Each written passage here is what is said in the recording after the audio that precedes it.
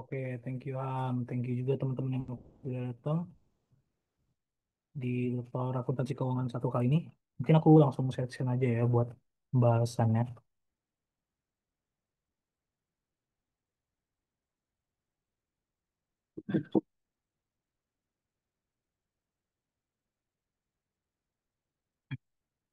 Oke, sesuai dari materi yang aku dapat dari Nabil juga yang kalian pelajarin bakal nanti cash, cash dan AR, terus ada NR, terus ada inventory juga dan PPI. Nah, di sini aku sudah bikin beberapa yang kira-kira bakal masuk, gak tahu bakal masuk atau enggak, tapi sekiranya bakal masuk gitu loh. Karena mungkin aja di tahun aku sama di tahun teman-teman beda. Nah, kalau di catatan kalian, aku tadi ada lihat tentang petty cash. Nah, jadi kita langsung mulai dulu aja dari petty cash ya. Nah, jadi petty cash itu adalah kas kecil yang disiapkan perusahaan untuk memenuhi kebutuhan-kebutuhan kecil. Misalnya kayak mau beli perlengkapan, mau beli barang yang nilainya tuh nggak seberapa gitu lah bagi perusahaan. Jadi perusahaan itu biasanya udah ngebudgetin kas kecilnya di awal periode. Nah, dalam contohnya ini, misal perusahaan itu eh, mengalokasikan kas kecilnya itu sebesar 5 juta. Jadi kita akan menjurnal petty cash pada cash. Juga teman-teman, cuma berubah nama aja. Jadi petty cash ini diperuntukkan buat pengeluaran-pengeluaran kecil tadi. Nah, sistem dalam pencatatan sebelumnya suara aku kedengeran nggak teman-teman? Takut kedengeran nggak?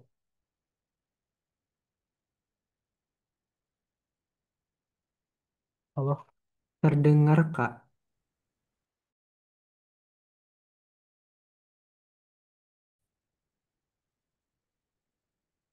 Oke, oke. Aman ya kalau udah kedengeran bilangin aja soalnya eh, jaringannya lagi kurang bagus. Oke, jadi petty cash tadi misalnya udah dialokasikan 5 juta. Nah, petty cash ini kalau kepake, kalau nilainya berkurang, bakal langsung diisi lagi sama perusahaan biar nilainya tetap 5 juta. Itu namanya impress petty cash system. Nah, kalau dari materi kalian yang aku baca sama buku Kise juga, kemungkinan yang kalian diajarin itu adalah impress cash system.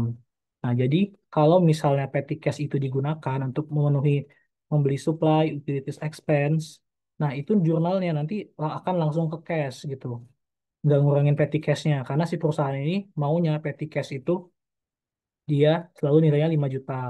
Itu makanya jurnal petty cash-nya nggak perlu lagi gitu. Ya mungkin itu dulu. Itu aja sih kalau petty cash menurut aku. Mungkin kita langsung lanjut ke akun receivable related. Nah, akun receivable ini ada beberapa submateri ya teman-teman. Yang pertama mungkin ada penjualan kredit, kedua di retur penjualan, sama di piutang tak tertagih. Nanti mungkin yang di penjualan kredit itu bakal ngaruh ke materi inventory juga yang bakal dijelasin sama Kezia. Nah, kita mulai dulu dari akun receivable ya. Jadi, normalnya akun receivable itu bakal dikolek di bawah 12 bulan karena dia masuk ke aset lancar dan saldo normalnya teman-teman jangan lupa di debit. Nah, journal entry untuk penjualan kredit itu biasanya AR pada sales nih. Ini normalnya banget kayak gini. Nah, untuk pencatatan penjualan kredit itu ada dua cara teman-teman. Ada gross method sama net method. Nah, bedanya adalah kalau gross method ini nyatetnya kayak biasa. Kita nggak kita nyatet kayak biasa. Terus kalau ada diskon, kita catat sales diskonnya.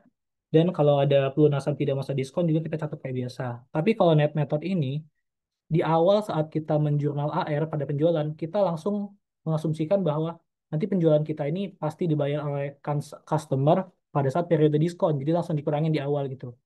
Nah, jadi pada saat pelunasan di periode diskon itu kayak nggak ada entry-nya gitu.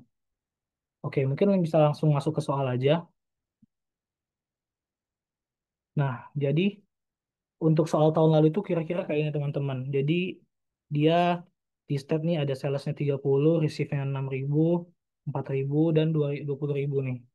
Nah, 30.000 ini sales kreditnya yang diterima di periode diskonnya ada 6.000 dan 4.000. Sementara 20.000-nya after periode diskon. Nah, untuk jurnal pertama di gross method itu 30 full nih jurnalnya karena nggak ada estimasi apa-apa. Tapi kalau di net method itu kita langsung kurangin. sama diskonnya 4 per 10 ini. 4 per 10 dan per 30. Caranya adalah dengan 96 per 100 dikali salesnya 30. 96 per 100 itu dapatnya dari mana? Dapatnya dari AR setelah dikurangin diskon gitu. Diskonnya kan 4%. Jadi kita kurangin nih 100 kurang 4 jadi 96. 96 per 100. Itu jurnal pertama. Nah, pada saat diterima cashnya, di gross method AR-nya tetap keluar 6.000 tapi cashnya nggak 6.000 dikurangin sales discount 240. Didapat dari 4% dikali 6.000. Nah, tapi kalau di net method, dia nggak ada lagi tuh sales diskon. Langsung 5760 pada AR. Karena di awal kita udah mengasumsikan bahwa dia bayar di periode diskon. Sama juga kayak di setelahnya nih yang 4.000. Di gross method, dia catat sales diskon yang dapat dari 4.000 kali 4%, tapi di net methodnya enggak. Nah, tapi kalau ada yang di luar periode diskon, yaitu 20.000 contohnya, kalau di gross method, tinggal masukin aja angkanya cash pada AR dan nggak ada sales diskon karena nggak masuk periode diskon. Tapi di net method, cashnya yang diterima 20.000, sementara AR-nya kan nggak 20.000 nih, AR-nya kita udah jurnal 28.800, AR-nya 19.200 dapat dari 20.000 dikali 96 per 100. Sisanya adalah akun sales discount 45, yaitu 800. Sales discount 45 ini nanti masuk ke other income di income statement, teman-teman. Oke, mungkin aku lanjut aja ke sales return and allowance. Nah, untuk sales return and allowance itu normalnya kalau ada sales return, AR-nya juga di kredit, dikurangin juga AR-nya kita. Jadi sales return and allowance itu di debit dan AR-nya di kredit kalau kita ada penjurnalan return and allowance.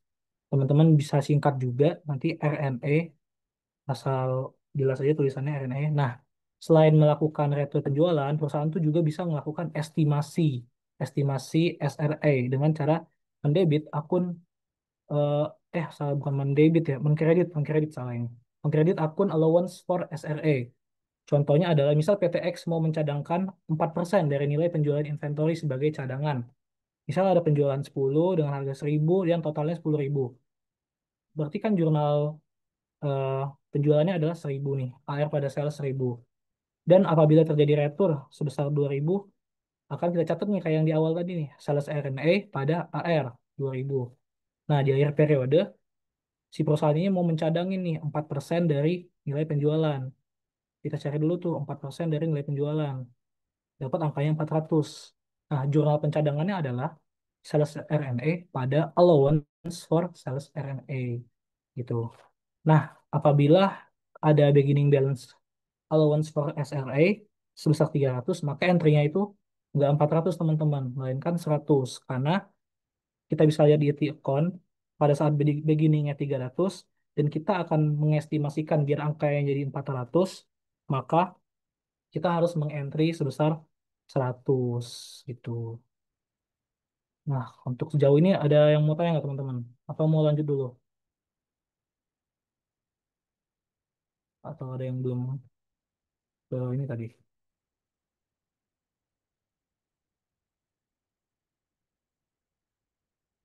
Oke, kali lanjut dulu aja ya. Sampai selesai IAR ya. Nah, setelah itu di materi AR ini ada juga yang namanya piutang tak tertagih atau doubtful account. Jadi apabila perusahaan itu memiliki AR kan ada resiko gagal bayar nih. Maka perusahaan itu juga dapat menghapuskan piutangnya. Nah, menghapuskan piutangnya itu ada dua cara teman-teman. Bisa dari direct write-off sama allowance method. Nah, bedanya direct write-off sama allowance ini adalah kalau direct write-off itu AR-nya langsung dikeluarin nih dari balance sheet. Jadi BDE pada AR. Nah, untuk mencatat beban dari kerugian piutang, itu akunnya adalah BDE atau bad debt expense. Mau direct, mau allowance, semuanya nyatet BDE. Bedanya adalah, kalau direct write-off, dia langsung ngeluarin AR. Tapi kalau allowance method, itu dia akunnya adalah AFDA atau allowance for the full account. Nah, perbedaan mencoloknya itu kayak ini, teman-teman. Di ibaratnya tuh kalau direct write-off itu, si perusahaan ini udah ngiklasin bener-bener nih piutangnya. Jadi udah dikeluarin aja nih AR-nya. Tapi kalau si allowance ini, perusahaan itu masih setengah ikhlas lah ibaratnya. Jadi masih ada cadangan lah. Dia mau cadangin dulu nih piutang. kali-kali dibayar gitu kan. Makanya aku cadangin dulu kata perusahaannya gitu. Makanya ada muncul akun BDE pada Afda. Nah, kalau piutangnya udah bener-bener nggak tertagih nih, kalau perusahaan yang pakai direct write off, dia nggak ada entry lagi karena udah dilakukan di awal. Nih, akhirnya udah hilang. Tapi kalau allowance method, si AFDA yang kita jurnal tadi harus kita hilangin juga. Kita tukar sama AR. AR-nya juga kita hilangin. Jadi AFDA pada AR. Jadi bedanya di sini aja teman-teman. Di allowance method sama direct write off. Jadi direct write off itu udah full ikhlas ya. Kalau allowance itu masih setengah ikhlas. Itu aja nih teman-teman. Nah, kalau piutangnya akhirnya dilunasi oleh pembeli, tinggal balik aja akunnya. Kalau direct to AR pada BDE, terus harusnya ada lagi nih cash pada AR. Kalau AFDA, dia balikinnya AR ke AFDA dulu, lalu cash pada AR gitu. Nah, untuk contoh soalnya, misal ada penjualan kredit 16.000. Diketahui AR yang telah dilunasi adalah 13.000. Saldo awal AR sebelum penjualan adalah 5.000. Perusahaan memutuskan untuk mencadangkan 1% dari ending balance AR pada tahun 2025. Diminta untuk membuat jurnal entry. Nah, kalau soal seperti ini, teman-teman bisa bikin identifikasi dulu. Kayak beginningnya berapa nih? Beginning ini beginning AR ya maksudnya. Beginning AR-nya ini ada 5.000. AR dari sales credit ini ada 16.000. Yang telah di apa dilunasi oleh pelanggan itu 13.000. Dan nantinya perusahaan akan melakukan estimasi dari 1% dari ending balance. Nah, jadi eh, nah ini apa ya? Ini untuk mencari ending balance-nya nanti berapa gitu. Jadi AR dikurangin collected gitu. Oke, jadi kita bisa bikin ilustrasi di T-Account nih. Jadi beginningnya ada 5 nih, ada 5.000. Terus ditambah sales nih, jadi 16 tambah 5 dikurangin 13 yang telah dilunasin. Jadi sisanya 3. Jadi saldo akhir AR-nya adalah 3.000 di ending. Di akhir periode 3.000 AR kita. Nah, 3.000 ini kita kaliin sama 1% nih, sesuai estimasi dia tadi.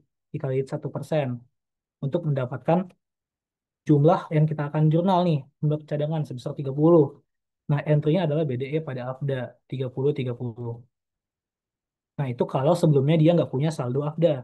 Tapi kalau sebelumnya dia punya saldo AFDA sebesar 10, maka yang harus kita entry adalah hanya sebesar 20. Bisa kita lihat di T-Icon ini, di beginningnya dia ada 10. Gimana caranya agar di ending dia nilainya 30? Berarti kita harus ngejurnal 20 teman-teman. Dan AFDA ini saldo normalnya di kredit, dan dia akan mengurangi nilai net AR-nya gitu teman-teman. Oke, boleh kalau mau tanya-tanya dulu teman-teman. Oke, tadi ada yang nanya nih. Sebenarnya kenapa ada akun allowance for sales RNA? Nah, akun allowance for sales RNA ini prinsipnya sebenarnya sama kayak AFDA. Dia sama-sama estimasi pencadangan. Jadi perusahaan itu mikir nih, oh kalau gue jualan, nanti gue kayaknya bakal diretur deh sama pelanggan. Ah, gue jaga-jaga dulu biar nanti kalau sewaktu-waktu beneran diretur, gue nggak kaget lagi. Nah, gitu maksudnya untuk akun allowance per sales RNA. Mirip sama AFDA gitu, sifatnya pencadangan atau estimasi. Kau boleh jelasin ulang SRA nggak? Dia saldo normalnya dikreditkan ya untuk ngitung beginning balance dan endingnya.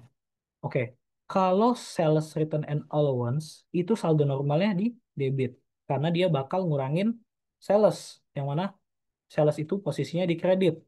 Tapi kalau akun allowance for sales RNA, dia akunnya di kredit gitu. Nah, dan akun allowance for sales RNA ini dia nggak masuk ke income statement teman-teman. Dia masuknya ke balance sheet. Dia akan sebagai pengurang AR juga gitu. Jadi kalau SRA itu di debit normalnya, kalau allowance for SRA dia di kredit. Bedanya sama AFDA di situ. Kalau AFDA dia normalnya sama-sama di kredit sebenarnya, teman. Karena dia ngurangin AR gitu.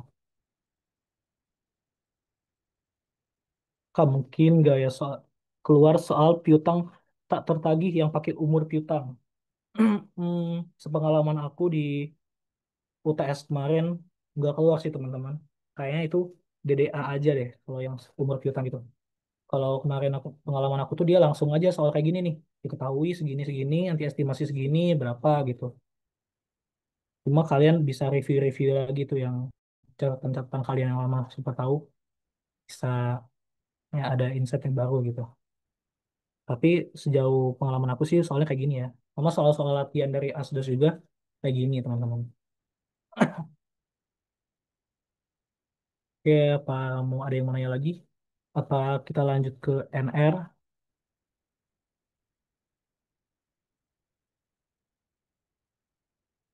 Hmm. Oke, mungkin yang mau nanya tinggal chat aja ya, nanti aku bakal balas setelah ini ya, yang di NR. Ya. Oke, kita akan masuk ke notes receivable. Nah, ini materinya agak rumit ya, cukup rumit, agak banyak nih. Semoga teman-teman bisa paham ya. Jadi notes receivable itu adalah wesel nih teman-teman. Jadi perusahaan itu nerbitin wesel biar dia eh, buat minjemin ke orang gitu loh. Jadi notes receivable itu sama kayak AR, dia piutang, cuma piutangnya dalam bentuk notes gitu, wesel gitu. Nah, dalam notes receivable ini dia konsepnya itu adalah kita minjemin orang duit, nanti orang itu bakal bayar ke kita nih tiap periode. Misal kita minjemin duitnya itu dalam waktu 3 tahun dan bayarnya itu di akhir tahun. Nanti tiap akhir tahun sampai jatuh tempo, pelanggan peminjam itu akan bayar ke kita nih, bayar kita bunga dan bunga itu bakal kita catat sebagai interest income. Dan pada saat jatuh tempo, cash yang kita pinjemin bakal balik lagi ke kita dan NR-nya juga bakal hilang gitu. Tapi kalau yang aku baca di catatan-catatan kalian itu nilai NR itu nggak sama nih yang kita kasih ke yang dikasih kita ke peminjam sama yang balik ke kita nanti. Gitu. Makanya kita akan breakdown di sini. Di notes receivable itu ada beberapa komponen, yaitu pertama nilai nominal atau face value. Nah, face value ini itu nanti nilai yang bakal dibayar oleh pembeli notes atau yang minjem duit itu di akhir periode. Misal kita mau minjemin duit 10 juta. Nah, di awal kita minjeminnya nggak 10 juta teman-teman. Bisa di atas 10 juta, bisa di bawah 10 juta. Tergantung dari tingkat bunga pasar. Tapi di akhir periode yang balik ke kita itu pasti 10 juta. Itu adalah nilai nominal. Atau nilai tercatat yang ada di kertas weselnya gitu loh. Nah, terus ada stated rate. Stated rate ini adalah bunga yang harus dibayarkan pembeli notes setiap periode yang dicatat juga di kertas wesel itu. Jadi bunganya ini nanti bakal persenannya bakal dikali sama nilai nominal nih. Misal nilai nominal 10 juta, bunganya bunganya 1%, nanti peminjam tuh bakal bayar nih 1%, 1%, 1% tiap periode gitu. Nah, lalu ada effective rate. Nah, effective rate ini persenan bunga untuk menghitung present value dan interest income. Nah, jadi present value itu adalah nilai kini, nilai saat ini yang harus kita hitung kalau kita mau minjemin notes gitu.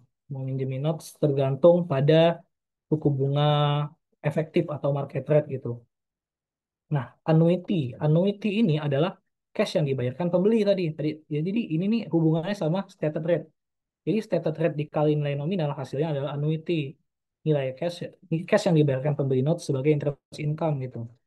Nah, lalu untuk menghitung present value notes, cash yang dibayarkan penerbit notes di awal periode itu ada dua caranya. Kita mencari present value of satu.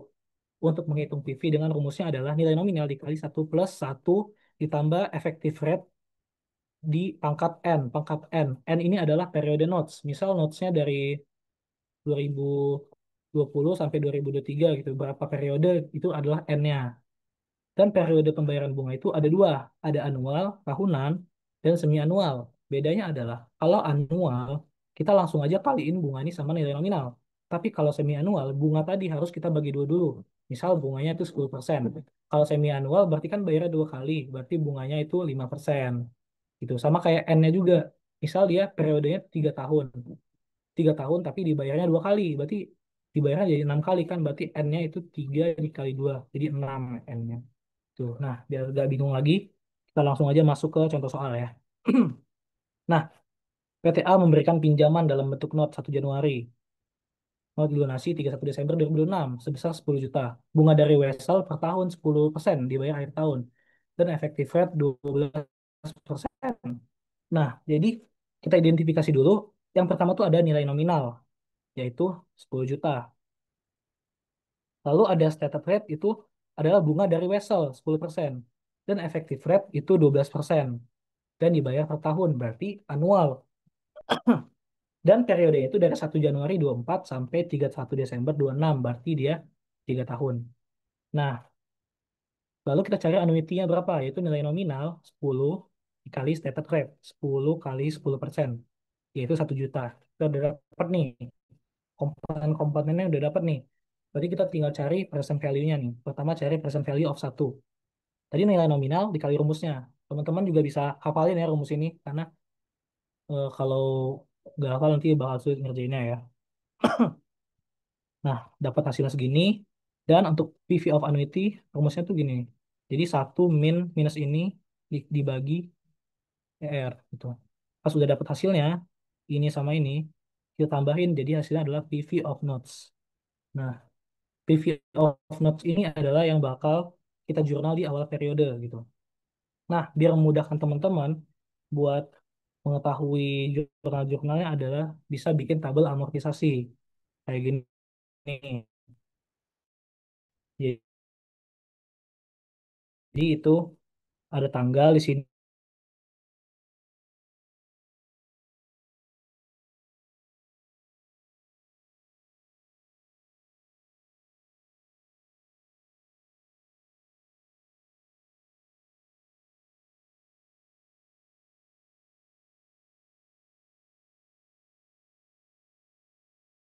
carrying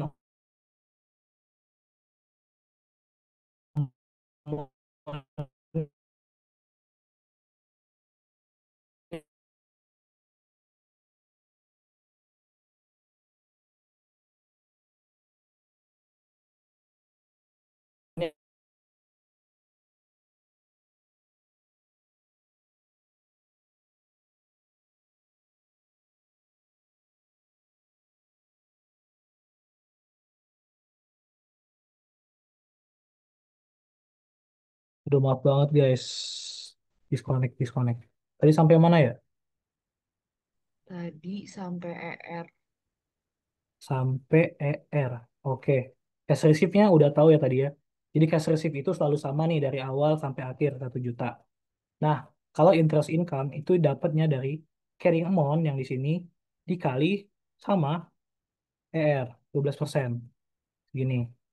Dan amortization ini adalah interest income dikurang cash receipt. Dapat segini. Nah, untuk mengetahui carrying amount di tahun selanjutnya, carrying amount tahun sebelumnya ditambah sama amortization. Jadinya segini. Dan hal ini dilanjutkan sampai tahun terakhir sampai nilainya bakal jadi 10 juta. Nah, untuk entry-nya sendiri di tanggal 1 Januari pas peminjaman notes itu NR pada cash sebesar yang kita hitung PV-nya tadi nih. Kalau yang pertama itu ingatnya intinya yang pertama itu yang kita hitung PV-nya. Tapi yang terakhir banget pas lunasan itu nilai nominalnya. Nah, pada saat 31 Desember pas penerimaan bunga kita tinggal lihat dari tabelnya guys. Jadi cash-nya itu yang di sini cash receive, NR-nya adalah yang diamortisasi 142 dan interest income-nya juga yang di sini. Sesuai tahun berapa dia dibayarkan bunganya. Lanjut terus sampai tahun selanjutnya segini. Dan pada saat pelunasan wesel, dia bakal balik ke 10 juta lagi. Gitu. Nah, bedanya adalah kalau si present value-nya di bawah nilai nominal, dia adalah diskon. Dan apabila di atas, dia adalah premium. Nah, kalau premium bedanya sama diskon, tadi kan dia carrying amount-nya bakal nambah-nambah-nambah nih. Tapi kalau diskon, dia bakal ngurang-ngurang-ngurang biar jadi 10. Intinya endingnya tetap 10, tapi awalnya dia bakal beda gitu. Coba langsung ke contoh soal tahun lalu ya. Nah, contoh soal tahun lalu tuh kayak gini teman-teman. Nah, ini ada soal yang tadi kelihatan. Jadi kayak bakal ada satu nomor tuh isinya ada AR sama NR gitu. Jadi teman-teman harus beliin. Nah, di soal ini dikasih tahu nih kalau nilai nominalnya atau face value-nya adalah 800.000 dengan stated rate 12%, market rate 8%, N-nya 3 dari Desember 21 sampai Desember 24. Nah, kita cari annuity-nya dulu. Annuity-nya tadi adalah nilai nominal dikali SR, dapat 96. Dan kita cari PV of 1 dan PV of annuity. Udah dapat hasilnya, kita tambahin jadi PV of notes. 882, 467. Ini udah menjawab soal nomor satu nih. Soal nomor satu bilang determine the present value of note. Ini soal nomor satu kejawab. Nah, tapi kadang kalau di soal aku tahun lalu itu dikasih tabel nih guys. tabel kayak 12%, 8%, 6%, 4%. Nah, ini sebenarnya buat ngebantu kalian nih nyari PV-nya. Jadi nggak usah pakai rumus-rumus lagi. Kalau kalian dapat tabel kayak gini, kalian langsung cari pertama kali adalah market rate atau effective rate yang kalian pakai itu berapa. Kalau dia 8%, pilih yang ini, yang 8%. Kalau dia annual. Tapi kalau dia semi annual, kalian pilih yang 4%. Yang sini. Nah, fungsinya ini apa? Jadi 0,79383 ini kalian langsung kaliin aja sama face value. Nanti hasilnya bakal segini nih, bakal 635.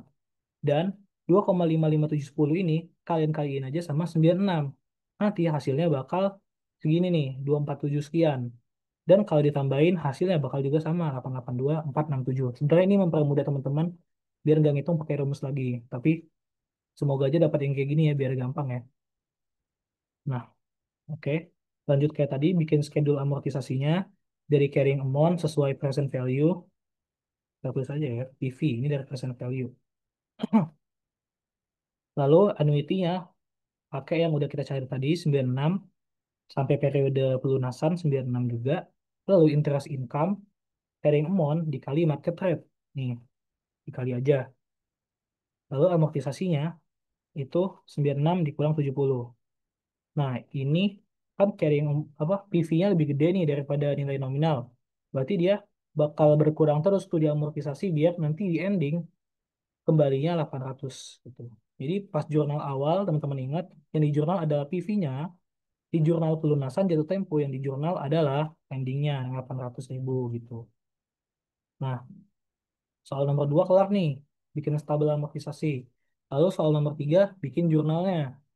Nah, untuk jurnalnya itu pas penjualan vessel pertama NR pada cash sebesar PV yang udah kita cari, PV-nya. Sebenarnya bikin jurnal ini based on tabel aja guys kalau kalian udah dapat tabelnya.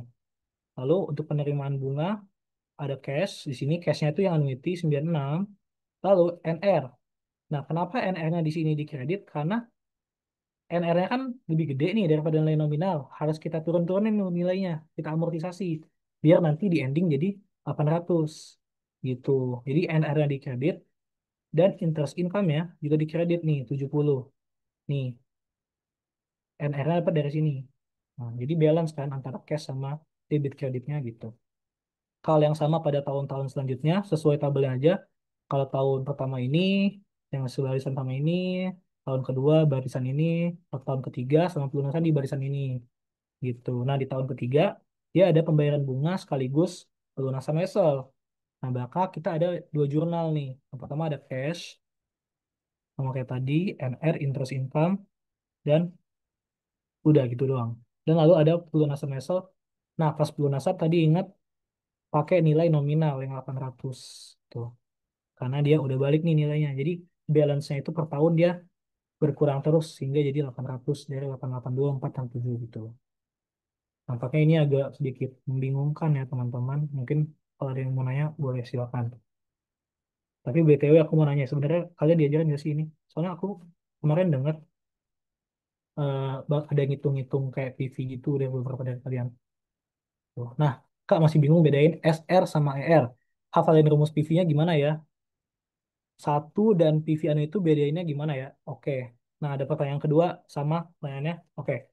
Jadi bedanya nah jadi gini nih. CR itu sama kayak SR. ER itu sama kayak MR. Beda istilah aja. SR itu stated rate. CR itu coupon rate. Nah, itu adalah persenan bunga yang ada di kertas notes-nya. Itu adalah cash yang harus dibayar sama peminjam notes. Gitu. Nah, lalu ER ini adalah effective rate atau market rate. Jadi bunga pasaran, bunga pasar itu. Nah, fungsinya ER ini buat ngitung present value. Nah, jadi gunanya SR tadi, kalau gunanya SR itu buat nyari berapa cash yang harus dibayarkan. Tapi kalau fungsi ER ini adalah gunanya buat ngitung PV sama interest income gitu. Nah, lalu penggunaannya tadi, kalau SR itu tadi ada pertanyaan annuity itu apa Kak? Annuity itu adalah cash yang harus dibayarkan oleh peminjam. Jadi annuity itu cara nyarinya adalah SF dikali nilai nominal gitu. Contohnya ini nilai nominalnya 10 juta, ada SR 10%, berarti annuity-nya adalah 1 juta. Nah, gitu teman-teman. Terus ada lagi selanjutnya. Nah, kalau satu itu adalah PV of satu itu adalah perkalian dari nilai nominal dikali rumus ini nih. 1/1 plus ER pangkat M. Nah, ini rumusnya kayak gini nih. Aku nggak tahu ya cara cepet ngapalinnya gimana. Yang penting kalian hafalin aja deh. Tapi Pak Adang ada bilang materi ini masuk gak guys? Soalnya di catatan teman-teman tuh aku lihat ada gitu. Nah, ini adalah rumus ngitung PV of satu. Kalau rumus ngitung PV of annuity, itu annuity dikali dikali 1 minus 1/1 plus ER pangkat N per ER. Agak membingungkan ya teman-teman. Siapa tahu nanti Kezia punya tips and trick lagi buat ngapalin ini bisa dikasih tahu ya. Kalau dari aku kayak gini aja sih teman-teman. Nah, gitu. Jadi perbedaan satu sama annuity adalah satu itu adalah nilai nominal dikali rumus. Tapi kalau PV of annuity adalah annuity dikali rumus. Gitu. Penjumlahan dari PV of satu sama PV of annuity adalah PV of notes. PV of notes PV of notes itu adalah nilai yang bakal kalian jurnal di awal periode. NR pada cash itu adalah jurnalnya pakai nilai PV. Nah, gitu teman-teman. Semoga paham ya. Oke. Semoga menjawab tadi 2 pertanyaan ya. Apakah perbedaan materi NR ini di antara DDA2 sama DDA1? Nah, seingat aku ya, kalau di DDA2 itu dia tuh nggak ada yang namanya market rate. Dia cuma ada stated rate. Dan dia itu amortisasinya pakai straight line. Kalau di sini dia pakai effective interest rate gitu. Jadi ada present value. Jadi kalian harus hitung present value kalau di sini. Kalau di DDA2 tuh nggak, seingat aku nggak gitu. Kak, boleh jelasin lagi nggak ya kenapa? Coba bentar, bentar, bentar. Banyak juga pertanyaannya ya. Sabar ya, Kes. Ada kok Kak, pas kemarin Pak Adang review ada materi NR. Nah, oke, berarti materi ini cocok nih diajarin nih. Oke. Kak, NR kan ada yang interest bearing note sama non interest bearing note. Kalau Kakak contohin ini interest bearing. Nah, kalau ini interest bearing, teman-teman. Kalau zero interest bearing kan dia kalau nggak salah market rate-nya tuh sama kayak stated rate ya. Jadi gini, teman-teman. Kalau kalian nemu soal yang apa ya? Yang bunga stated sama bunga efektifnya itu beda persenannya, udah pasti kayak gini cara ngerjainnya. Dan di catatan yang aku lihat, di catatan Pak Adang, untuk teman-teman juga, Pak Adang tuh nyontohinnya kayak gini. Jadi kemungkinan ini yang masuk menurut aku ya. Semoga aja gak berubah gitu. Dan tahun lalu juga kayak gini nih. Sama, dia persenannya beda. Stated rate-nya berapa, market rate-nya berapa gitu. Terus ada lagi. Kenapa harus nyari PV of satu sama PV of annual? Nggak bisa salah satu aja kah? Nah, menjawab ini adalah untuk mencari PV of notes, nilai yang pertama kali kita jurnal, ini membutuhkan keduanya. Karena kalau hanya salah satu, dia nggak bakal jadi 800 endingnya nanti. Bakal kurang gitu. Jadi kita harus menjumlahkan antara PV of satu sama PV of annuity untuk mencari nilai notes yang harus kita jurnal di awal periode. Gitu. PV totalnya lah istilahnya. Nyari PV totalnya itu PV of satu tambah PV of annuity. Kalau satu itu dia dari nilai nominal dikali rumus. Kalau annuity itu dari annuity dikali rumus gitu. Kalau lagi annuity itu adalah cash yang akan dibayarkan oleh yang meminjam notes di setiap periode. Cashnya ya teman-teman, bukan interest income-nya ya. Karena interest income-nya beda di sini nih. Ada cash receipt, interest income, dan amortisasi gitu. Oke. Apa ada pertanyaan lagi teman-teman?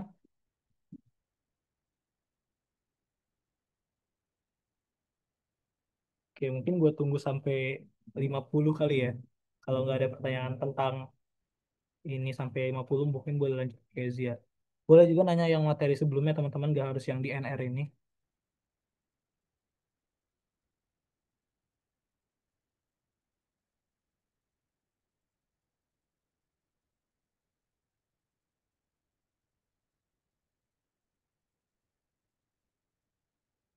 Untuk rumusnya tuh aku catat di atas ya, teman-teman ini.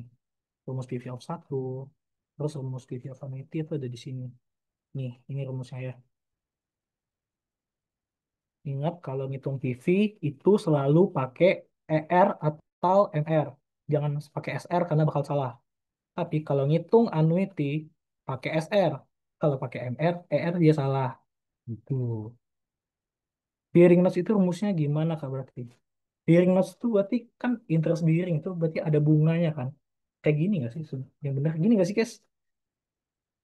Seingat aku itu Iya, tuh kayak beda lah benar-benar. materinya. Kalau yang dulu DDDA tuh notesnya tuh kayak cuma setahun gitu. Kalau ini nih dia notesnya sampai beberapa tahun gitu. Jadi butuh banyak banyak termin pembayarannya juga dan nilainya itu beda nih yang di jurnal awal sama jurnal terakhir gitu. Ya nggak, Kes? Tes tes masuk gak suaranya? Masuk. Jujur benar yang kata Faiz. Jadi kalau misalnya si zero, namanya aja udah zero ya, berarti artinya stated rate sama market rate-nya itu sama. Nah, tapi apakah mengandung bunga atau enggak? Mengandung, cuman dia implisit karena digabung ke dalam face amount-nya atau face value-nya kayak gitu. Sedangkan kalau interest bearing itu lo jelas-jelas lo mau premium atau diskon kayak gitu karena em, dijelasin gitu sama soalnya ada SR dan juga ER kayak gitu sih setahu gue juga ya. Ya. Kalau zero interest bearing itu kayaknya nangkep gue ya itu tuh nggak ada market rate-nya gitu. Jadi cuma ada SR. Jadi nanti PV-nya itu sama kayak yang bakal dibalikin. Jadi dia kayak nggak ada amortisasi gitu. Jadi dia cuma pinjemin notes, bayar bunga, lunasin bunga gitu. Tapi kalau ada market rate-nya dia ada amortisasi dia gitu. Dan sepengalaman aku juga dan tahu soal tahun sebelumnya dari 21 20 itu jarang ada soal zero bearing gitu karena kayak gampangan gitu kalau dikerjain karena menurut dosen mungkin itu terlalu simple ya. Jadi kebanyakan dosen tuh bikin soal dia pakai market rate gitu. Jadi teman-teman pelajaran aja yang ini gitu. Kalau zero ada tabel amortisasinya nggak? Dia tuh nggak ada nggak sih, Kis? Karena cuma bayar bunga aja gitu.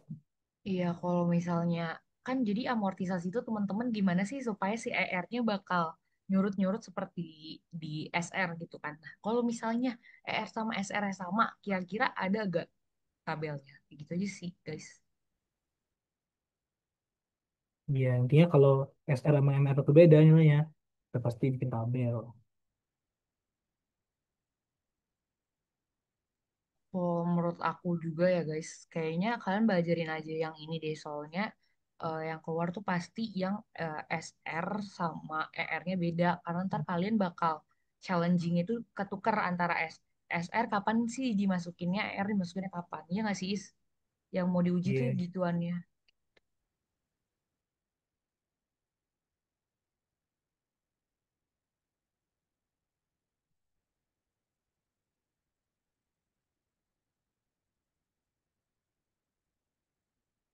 ya ada yang mau tanya lagi teman-teman.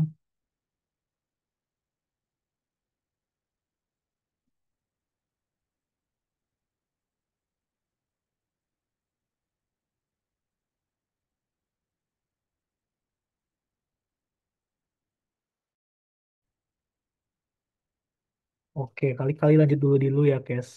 Mungkin Oke, kalau ada yang mau nanya ini ntar setelah ini dilanjut aja kali. mungkin. Hmm, boleh, boleh. Oke, Ditampung nanti gue tampung kalau ada yang mau nanya. Oke, lanjut, Kes. oke Jelas guys, dulu ya, anyway, Kak. suara gue kedengeran nggak? Jelas, jelas. Jelas ya. Oke.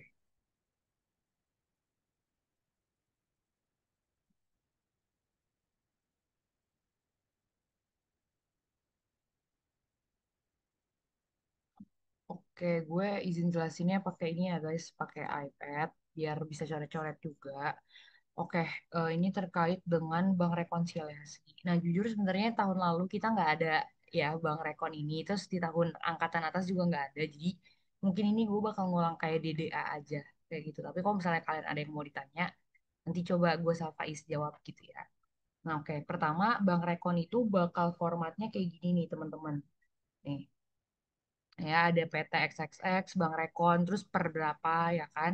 Ada eh, balance per book biasanya di sebelah kiri, terus balance per banknya di sebelah kanan. Kayak gitu. Nah, terus ada add AR atau NR collected by bank, interest income, error recording, ada NSF.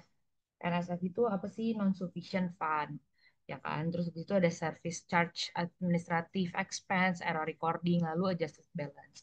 Dan ini nilainya ini harus sama sama dengan yang di bawah sini.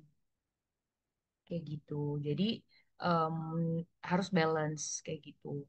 Nah, terus ada deposit in transit, error recording, outstanding check, dan error recording. Nah, teman-teman kalau misalnya penasaran, kita jelasin ya satu-satu. Nah, deposit in transit itu adalah penerimaan atau setoran perusahaan yang belum dicatat. Jadi, intinya si bank, si perusahaan udah ngirim uang ke bank, tapi belum dicatat oleh si perusahaan. Maka dari itu, eh, di bank itu bakal muncul saldo dong, karena si perusahaan ini udah transfer ke bank gitu, makanya di sini sifatnya menambah saldo bank. Terus yang kedua adalah outstanding check, jadi ada pengeluaran cek oleh perusahaan yang belum dicairin oleh bank. Artinya apa? Ini walaupun di sini ngomongnya belum dicairin oleh bank, tapi itu udah keluar. Belum dicairin dalam di sini tuh artiannya adalah belum dicatat gitu, makanya dia akan mengurangi saldo bank karena udah keluar sebenarnya, cuman belum dicatat sebagai pencairan kayak gitu. Terus habis itu ada service charge. Ini yang paling mudah diidentifikasi karena dia akan ada namanya administrative expense di soalnya. Nah, itu udah pasti service charge gitu. Nah, dia akan mengurangi saldo pembukuan karena yang bakal menjadikan itu suatu biaya adalah si perusahaan. Jadi makanya mengurangi saldo pembukuan. Nah, terus ada non-sufficient fund. Nah, itu adalah penerimaan cek yang udah dicatat oleh bank, tapi dia ditolak pencairannya karena karena si penerbit atau si perusahaan nggak punya dana yang cukup. Jadi, ibarat kata, dia udah ngajuin nih ke bank. Bang, gue mau nyairin 100.000.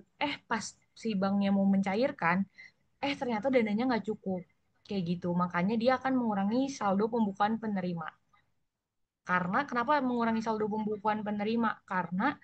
Em, karena di banknya nggak ada, otomatis yang harus keluar itu bukunya atau perusahaannya kayak gitu. Terus habis itu ada bank error. Bank error ini bisa terjadi bank atau error in recording, jadi bisa terjadi di balance per book atau juga balance per bank kayak gitu. Lalu yang terakhir ada fund collected by bank. Jadi penerima pelunasan hutang itu si pelunasan utang itu dibantuin sama bank. Artinya, dia akan menambah saldo pembukuan. Kenapa menambah saldo pembukuan? Karena untuk melunasi hutangnya, dia dapat duit dari bank. Jadi, saldonya nambah walaupun nanti akan keluar lagi untuk melunasi hutang. Kayak gitu. Oke, kita masuk ke contoh soal ya. Nah, ini contoh soalnya DDA banget. Jadi, nggak tahu ya benar atau enggak. Oke, yang pertama, saldo cash per book tercatat dan saldo rekening koran tercatat. Nah, ini pertama-tama caranya adalah teman-teman langsung taruh dulu di sini. Nih, oh ya, ini 26 di sini, 24 di sini. Jadi langsung ditaruh kayak gitu. Nah, terus habis itu hafalin aja nih teman-teman. Add itu yang untuk book adalah fund collected by bank, interest income. Terus less-nya itu adalah service charge, non-sufficient fund, dan other expense. Nah, kalau misalnya di balance per bank, itu add-nya ada deposit in transit. Terus less-nya itu pasti outstanding check. Ini udah fix gitu. Jadi coba dihafalin aja. Kayak gitu nanti tinggal cari-cari angkanya yang di sini. Oh, collected by bank. Fund tadi itu apa sih? Fund itu artinya yang tadi menerima bantuan pelunasan utang. Cari di sini ada nggak? Nah, ini mengumpulkan penagihan atas kredit dagang sebesar. Nah, ini kan artinya apa? Fund collected by bank. Nah, makanya baru dibebankan 1.000. Terus habis itu 15, lihatnya dari mana? Tadi yang gue bilang, kalau misalnya, oke, kalau misalnya bunga tabungan, itu udah fix, berarti ini yang 15, ya kan? Itu lihatnya dari mana tadi, yang kalau misalnya expense itu lebih cepat ke eh, terdeteksinya kayak gitu, makanya ini 15 ditambahin kayak gitu. Ya yang lainnya juga sama sih kayak gitu, intinya ini harus balance nih guys. Nih yang gue iniin itu harus balance kayak gitu.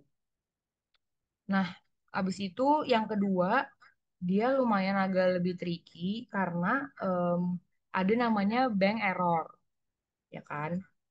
Dan juga di sini saldonya kalau teman-teman lihat nih, saldo awalnya 37. Nah, ini jangan teman-teman langsung masukin 37, tapi dihitung dulu 162 dikurangin 91 tambah beginningnya kayak gitu. Jadi dapatnya 108,060. Dan kalau misalnya teman-teman agak ragu, bank book sama sorry, balance per book sama balance per bank itu kurang lebih sama, nggak mungkin jomplang banget kayak gitu. Ya udah tinggal dimasukin, dimasukin, dimasukin, dimasukin, dimasukin sesuai dengan yang ini, ya kan? Dan sama hasilnya harus balance juga. Baru tinggal adjustment entry kayak gitu. Nah, terus gini gimana adjustment entry-nya? Adjustment entry-nya itu gampang banget.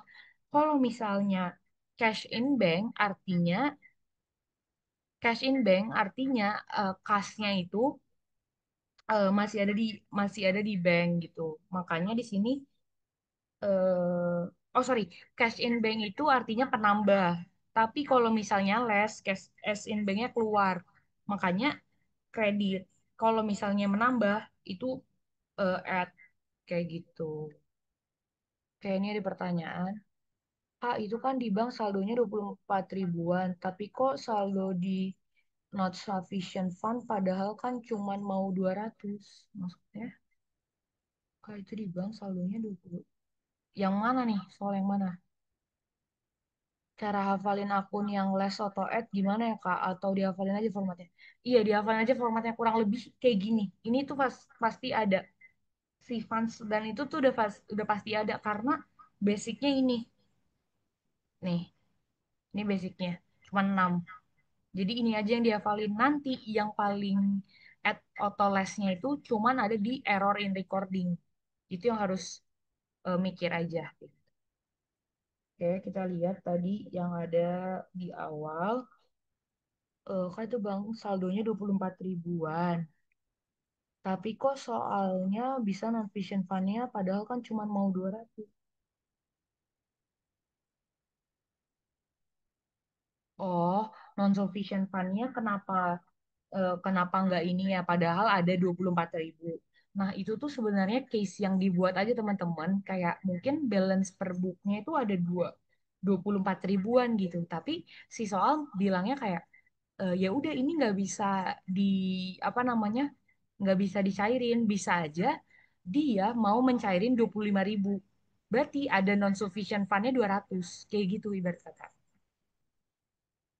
Ngerti ya tadi yang nanya? Oke, thanks kak. Oke kak, berarti yang di adjust cuman di bagian balance per buku. Iya, karena kenapa cuman yang di book kita, karena kita mementingkan laporan keuangan kita dong, kita nggak akan ikut campur laporan keuangannya bank gitu. Jadi nggak bisa kita yang ubek-ubek yang punya bank. Cuman yang ada balance per book aja yang punya kita, yang bisa kita adjust. Kayak gitu. Kapan ya?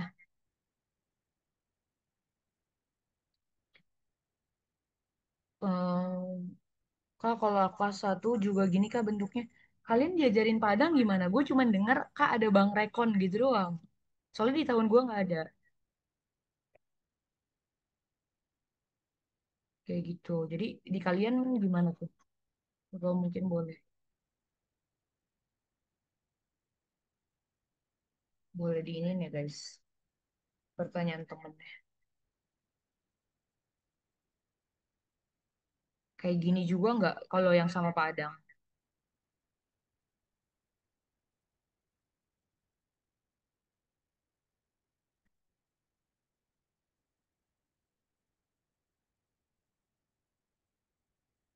Oke, nantilah pokoknya kita coba ditanya lagi ya temen-temennya.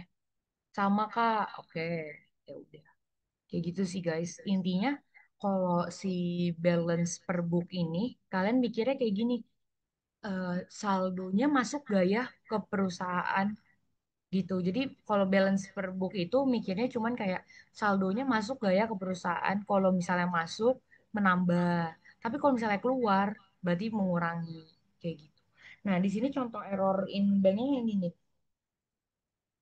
Setoran cek nomor NM 310 yang diterima Bapak Arjuno atas pembelian 10 unit itu adalah 500, tapi dicatat 5.000. Artinya kebanyakan dong. Kebanyakannya berapa? 4.500. Jangan kalian catat 5.000, tapi langsung selisihnya aja.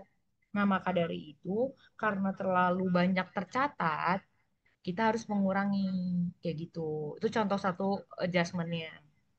Nah, terus habis itu ada ini pembayaran cek EH1424 kepada Bapak Bimo sebesar 450.000. Tapi ternyata dicatatnya 540. Nah, apakah kita mencatat 540 lagi? Tidak. Jawabannya adalah 540 kurang 450. Nah, kenapa dia menjadi penambah? Karena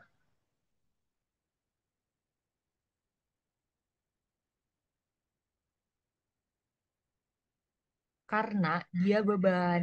Makanya dia masuk ke dalam add kayak gitu. Jadi ibarat kata kayak gini, dia nulis pencatatannya bebannya itu pengurangnya itu 540, padahal yang kurang 450 doang. Berarti harusnya menambah dong, biar biayanya nggak jadi terlalu banyak. Kayak gitu.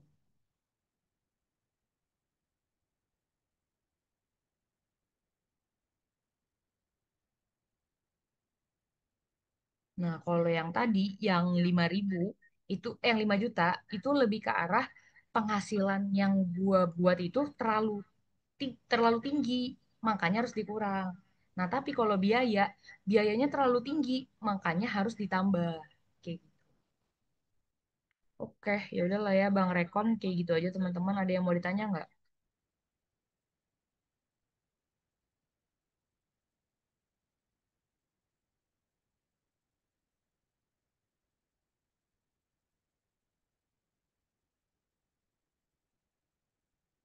Oke, aman ya berarti ya. Nah, sekarang inventory. Nah, kalau inventory ini sebenarnya sama banget kayak DDA, yaitu ada average, habis itu ada FIFO, LIFO, periodik, dan perpetual. Nah, cuman yang bakal diujikan, gua rasa ini. Nih, kayaknya ini yang bakal keluar. Kenapa gue bilang kayak gitu? Karena soal-soal Padang itu bakal sama kayak gitu. Oke, kita lihat ya teman-teman di sini. Asumsikan terdapat transaksi dalam bulan Februari 2021 sebagai berikut. Beginning inventory 100, habis itu harga 75.000, purchase 90.000, sales 600, satunya 180.000, dan ending inventory 400 unit. Nah, ini biasanya ending inventory-nya sengaja nggak dikasih tahu biar kalian disuruh berpikir lah seperti itu. Nah, terus habis itu penilaian dengan cara Vivo dengan sistem perpetual. Nah, teman-teman harus ingat lagi, kalau misalnya perpetual itu adalah inventory COGS, itu yang main terus. Tapi kalau periodik ya, kalau periodik itu yang main adalah purchase, tadi sales and RNI diskon, terus habis itu purchase diskon ya tadi maksudnya dan lain-lainnya kayak gitu. Tapi kalau misalnya di perpetual, semua itu masuk ke dalam inventory. Jadi ibarat kata mau ada diskon, mau ada retur, itu semua langsung dibebankan ke akun inventory kayak gitu.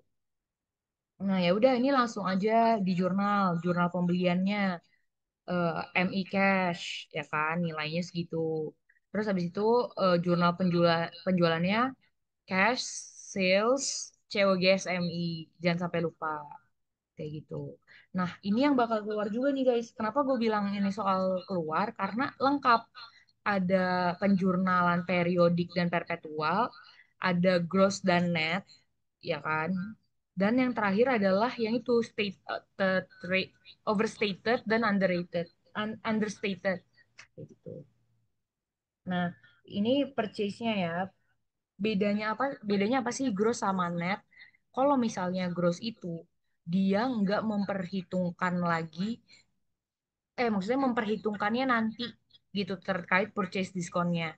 Tapi kalau net dia langsung berpikir kalau misalnya purchase diskon itu langsung terjadi. Kayak gitu. Makanya net. Nah, kalau gross itu lebih ke arah ya udah nanti aja pas lo apa namanya dapat masanya diskon kayak gitu. Dan dia punya akun sendiri. Ya udah ini cara ini nih misalnya pembelian 200 juta, dia langsung purchase AP 200 200. Nah, tapi yang di net itu 196. Itu dari mana 196? Yaitu 200 juta dikalikan 98%. 98% dari mana? Yaitu 100% dikurangin tadi nih 2/10. Nah, 2/10 ini tuh artinya apa? Yaitu 2% untuk 10 hari. Jadi kalau dalam 10 hari lo bisa menyelesaikan AP lo ini, lo dapat diskon 2%. Kayak gitu. Nah, terus habis itu eh, membayar ya 80 juta dalam masa diskon. Nah, barulah yang si Gross ini mengakui purchase diskonnya berapa. Makanya AP 80 juta cash dan mendapat diskon. Jadi cashnya nggak 80. Kenapa? Karena dia dapat diskon. Kayak gitu. Nah, tapi kalau di net langsung AP pada cash sebesar 78.400. Kayak gitu. Karena dia langsung dikaliin 10 jutanya dikali 98%. Nah, terus berarti di akhir gimana nih? Sisa utangnya 120 juta dan melebihi masa diskon. Artinya dia tidak dapat diskon. Artinya di net bakal muncul akun loss on purchase discount. Kayak gitu. Gimana cara ngitungnya? Ya sama aja kayak dikali 2%. Nah, kenapa nggak dikali 98? Nah, itu dikalinya di sini. Nih, tuh di sini. Di AP-nya. Tapi kalau loss-nya ya 2% selisihnya gitu. Nah, baru yang ini nih, change ini overstated dan understated. Di sini PTZ pada tahun 2019 melaporkan persediaan akhirnya sebesar 18 juta. Padahal persediaan akhirnya itu 15 juta. Jelaskan pengaruh dari overstated ini kayak gitu kan.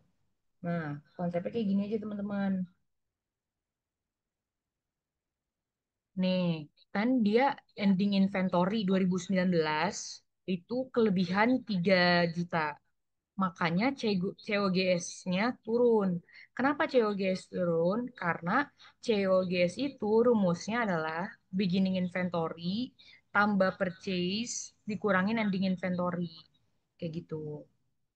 Nah, terus habis itu net income-nya jadi menambah 3 juta. Kenapa jadi nambah? Karena kalau biaya turun, COGS itu kan biaya cost. Kalau biaya turun, maka laba naik. Kayak gitu.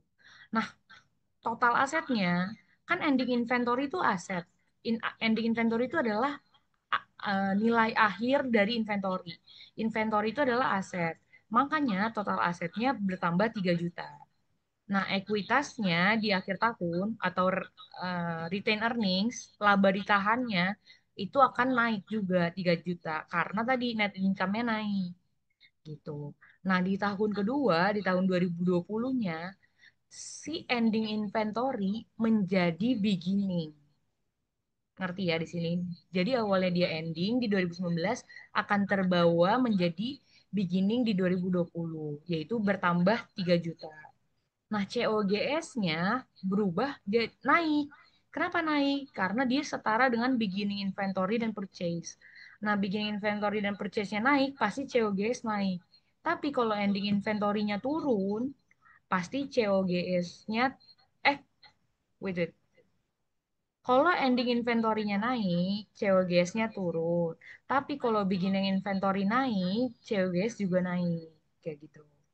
Nah, makanya net income-nya akan berkurang karena biayanya tinggi, ya kan? Maka penghasilannya akan lebih rendah.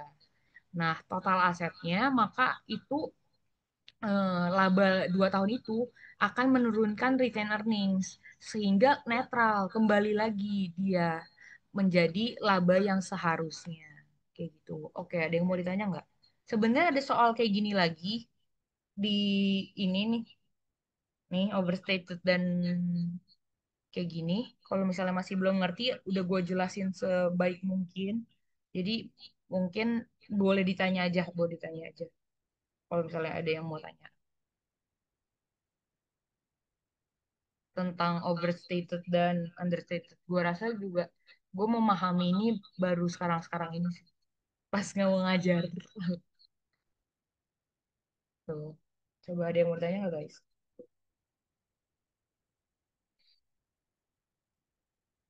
Atau aman ya?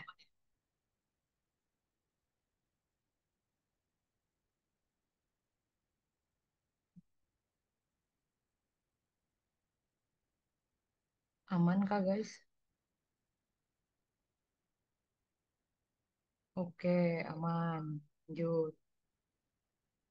Oke, ini overstatednya nomor 2, ya kan? Terus habis itu ini Vivo average, yaitu COG statementnya. Ini sama banget kayak DDA, jadi gue nggak akan bahas lagi. Nah, paling ini sih teman-teman, yaitu terkait eh, gross dan net ya. Nah, ini sebenarnya teman-teman eh, udah bisa pahamin sih. Oh ya, sama satu lagi, gross dan net itu hanya bisa di periodik, di perpetual nggak bisa. Kenapa? Karena dia itu eh, semua kayak purchase-nya, sales RNA-nya itu di langsung ke inventory. Jadi nggak bisa untuk pakai gross dan juga net. Jadi yang bisa kayak gini tuh hanya periodik aja. Begitu. Oke, langsung aja deh teman-teman ke LCNRV. Nah, ini soalnya kelihatan nggak nomor 5. Agak ini ya,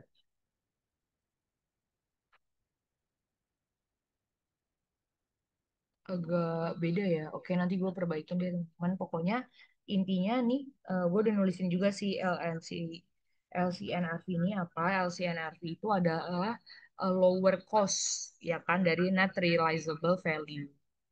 Nah, dia itu ada yang individual item, ada juga yang kelompok.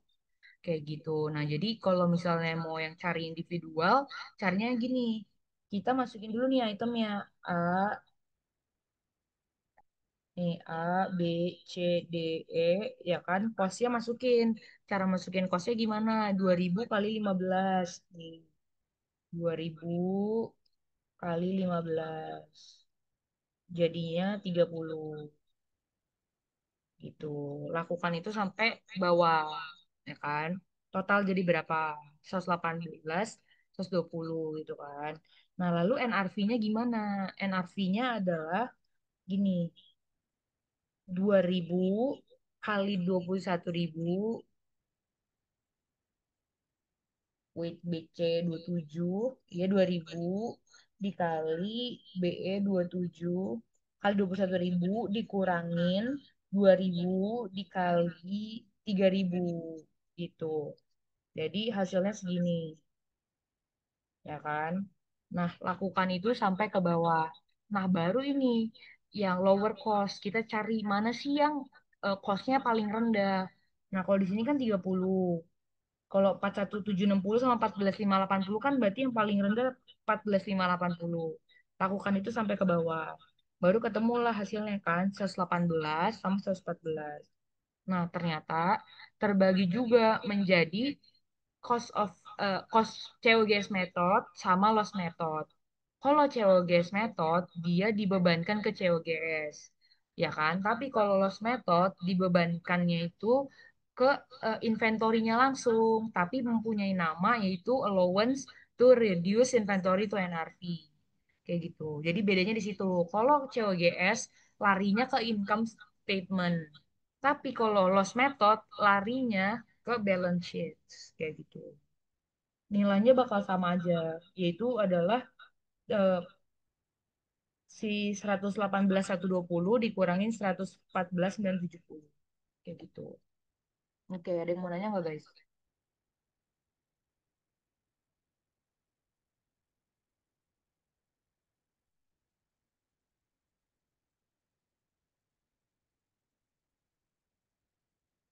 Nah, ini penjelasannya ya, kayak kenapa sih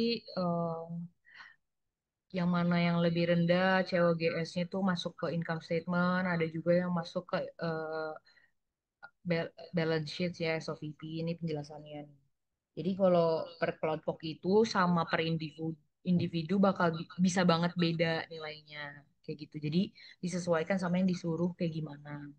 Terus habis itu eh kalau misalnya dibeban ke COGS, adjustmentnya itu adalah COGS inventory.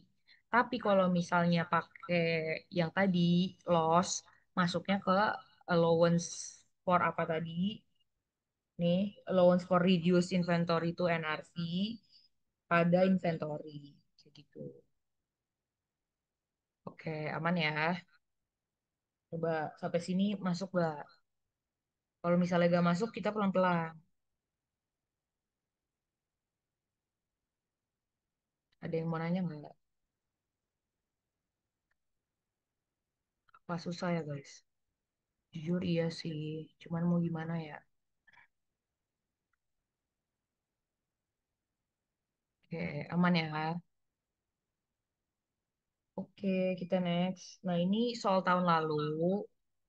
Nah, soal tahun lalu ini yang keluar adalah net dan gross. Nih, net dan gross itu bakal kayak gini jawabannya. Jujur kayaknya gross dan net gak bakal gue ulang lagi karena ini lumayan gampang dan kalian gue rasa harus hati-hati aja kayak gitu. Selebihnya udah gampang banget sih. Oke, mungkin inventory ada banyak ini ya, ada banyak soal yang gue coba taruh. Ada berapa ya? Ada 9.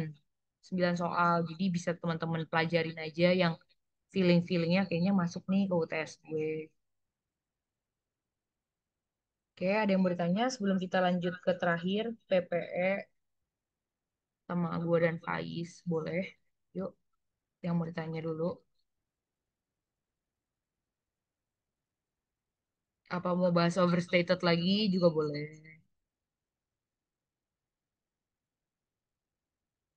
Cukup ya, berarti ya.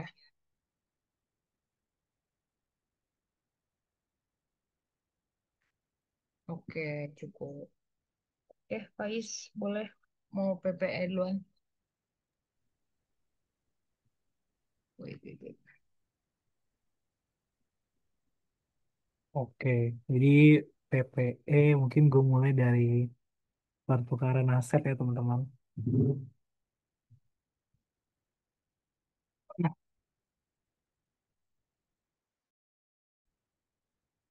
Oke, jadi di pertukaran aset ini teman-teman harus jeli ya melihat soal apakah dia has commercial substance atau lacks nih.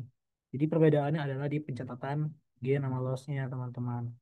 Kalau dia has commercial substance, mau gain mau loss dia catat.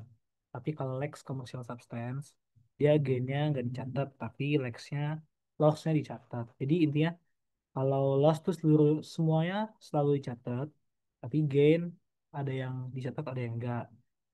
Oke, nantinya si gain ini ngurang kemana? Oke, kita cari tahu ya. Jadi sebenarnya ini adalah soal akses kalian ya teman-teman. Jadi aku mau jelasin ulang aja karena sebenarnya soalnya nanti mirip-mirip kayak gini. Dikasih tahu eh, harga mesinnya berapa, mesin barunya gimana gitu. Nah contohnya di soal ini ada old machine sama new machine nih. Ada cost, akumulasi depresiasi, sama fair value. Jadi cost itu adalah harga perolehan mesin pas kita beli pertama kali. Akumulasi depresiasi adalah depre yang udah diakumulasi nih dari tahun pertama sampai tahun dia mau tukar aset tersebut. Oh Kak dari Pak Adang untuk update LCS loss gain keduanya tidak diakui.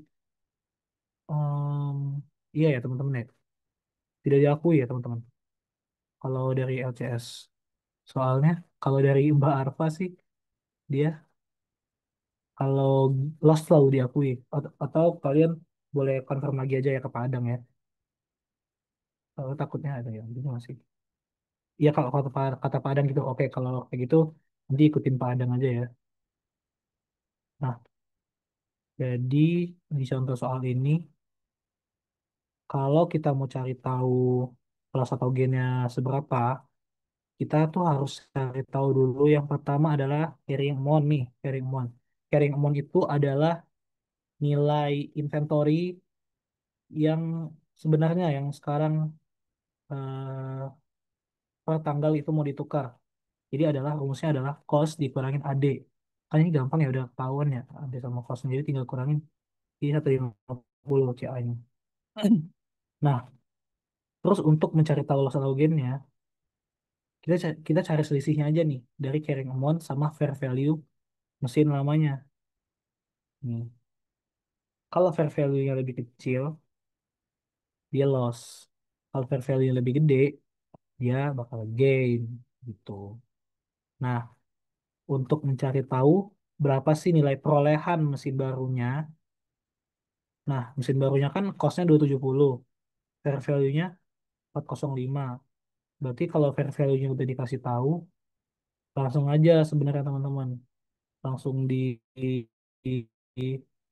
jurnal aja 405. Tapi kalau misalnya fair value-nya nggak dikasih tahu, fair value mesin baru yang nggak dikasih tahu, cara cari tahunya adalah fair value dari mesin lama ditambahin cash yang kita kasih. Jadi 85 tambah 30 hasilnya sama juga 405 gitu. Ini untuk cost dari mesin baru. Nah, ini kalau dia has commercial substance. Jadi mesin barunya dicatat nih 405, AD-nya sebelumnya kan dikredit. Nih AD-nya dikredit sebelumnya. Karena mesinnya kita jual, AD-nya juga hilang dong. Kalau mesin kita lepas kan di kredit nih mesinnya. Awalnya di debit jadi di kredit. Kalau AD awalnya di kredit kita pindahin ke debit. Itu. Nah, yang keluar adalah old machine. Nah, old machine ini yang keluar bukan carrying amount-nya, tapi nilai cost-nya pas pertama kali beli 290. Nah, sama cash yang paid. Dan selisihnya adalah loss. Seperti itu. Nah, ini kalau dari sisi PTB-nya nih. Dari sisi PTB-nya dia dapat cash, terus dapat mesin, mesin. Kenapa yang di jurnal adalah 85? Karena 85 ini adalah fair value dari old mesinnya, teman-teman. New mesinnya keluarin 270. Kenapa new mesin di sini 270, di sini 405? Karena kalau di sebagai yang pemilik mesin B, kalau mengeluarkan mesin dia pakai harga perolehannya. Ini harga perolehan. Gitu. AD-nya kenapa nol? Karena di soal nol AD-nya. Kalau AD-nya ada, masukin AD-nya gitu. Tapi kan ini mesin baru ya. Mesin baru asumsinya belum ada AD gitu. Jadi nol gitu teman-teman. Sama ini gain. Cara nyari gain tadi ialah kita bandingin cost sama fair value-nya gitu. Cari selisihnya gitu. Nah, kalau Lex Commercial Substance itu sama seperti tadi nyarinya. Cuma nanti kalau dia ada gain, si gain ini bakal ngurangin dari nilai mesin barunya teman-teman. Jadi misal kita ada fair value mesin barunya sebesar ini nih sebesar 60 nih, sebesar 60. Nah, maka itu kita kurangin nama gainnya 7 juta, jadinya cuma 53 gitu. Nah, gitu teman-teman. Jadi intinya sama kayak yang di atas, cuma nanti nilai perolehan ya, ngurangin si gainnya. Gitu sih teman-teman kalau buat pertukaran aset. Terus ada lagi ini grand revenue ya. Sebenarnya gue nggak terlalu paham juga ini variasi soalnya. Cuma kalau soal tahun lalu itu kalau nggak salah, jadi soal tahun lalu itu ada dua paket teman-teman. Ada paket A sama paket B. Nah, paket A sama paket B ini soalnya beda nih. Ada yang dapat grand, ada yang enggak, ada yang dapat ini, ada yang enggak, gitu. Nah, jadi kalau grand ini intinya kayak misal si PTX ini dapat subsidi gitulah, subsidi dari lokal government untuk beli mesin produksi ini yang ada useful life-nya 10 dan depresiasi straight line. Nah, ini sebenarnya dari soal asis kalian juga sih, karena emang soalnya itu kayak gini aja, teman-teman. Nah, jurnal pertama kalian adalah mesin 5M, mesinnya di jurnal semua 5M. Nah, karena kita dikasih subsidi satu, jadi kita masukin jurnal nih, Deferred Grand Revenue namanya, ke liability gitu. Dan sisanya cash keluar. Nah, di akhir periode akuntansi, si grant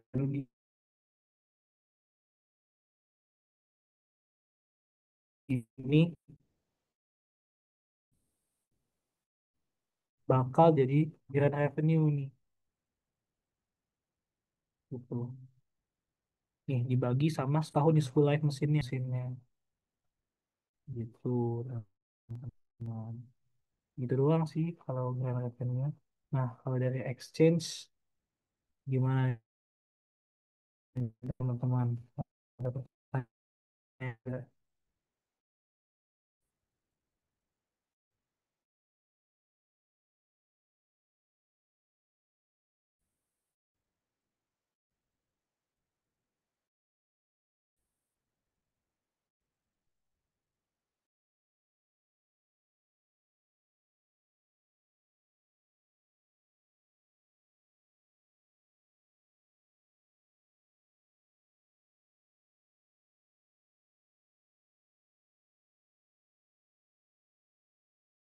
Ada yang mau nanya nggak tentang exchange aset?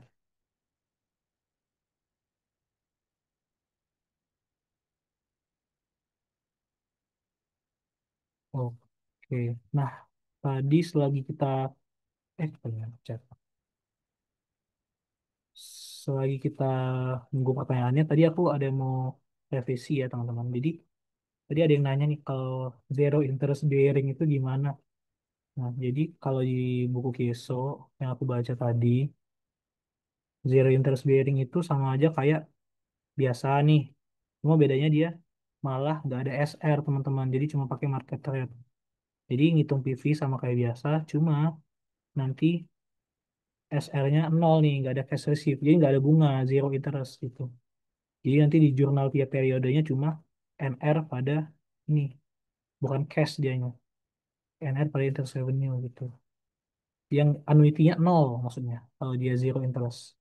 Tapi dia masih pakai effective rate.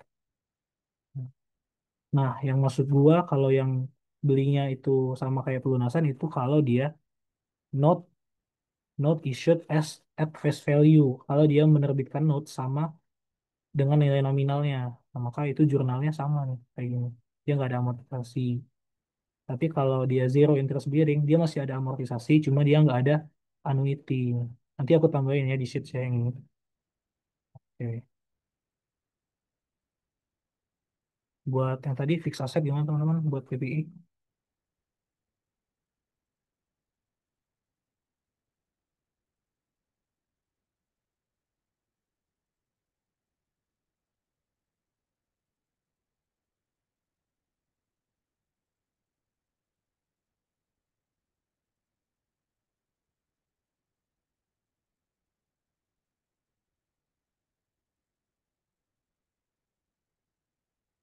PPI kalau ada trade in allowance, itu yang mana ya teman-teman ya? Jujur aku kayak baru dengar tuh. Soalnya yang tahun kemarin nggak ada lagi teman-teman. Trade in allowance.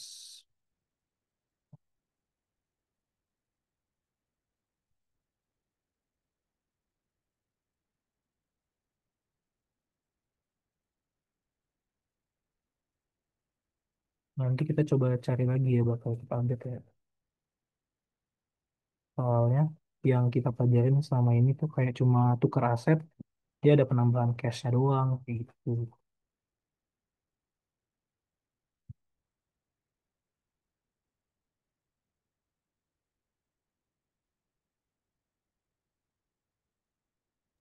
Aman-aman is, kenapa? Oke, mungkin habis ini dilanjut sama KJ dulu ya. Nanti pertanyaan fix asetnya ditampung. Sama kalau ada yang nanya di sebelum-sebelumnya juga ditampung di chat aku sama KJ ya. Oh iya, ini teman-teman ternyata ada yang nanya ke ini ya, ke iPad gue. Oke. Terus sering nggak kelihatan. Kayak share screen dulu ya teman.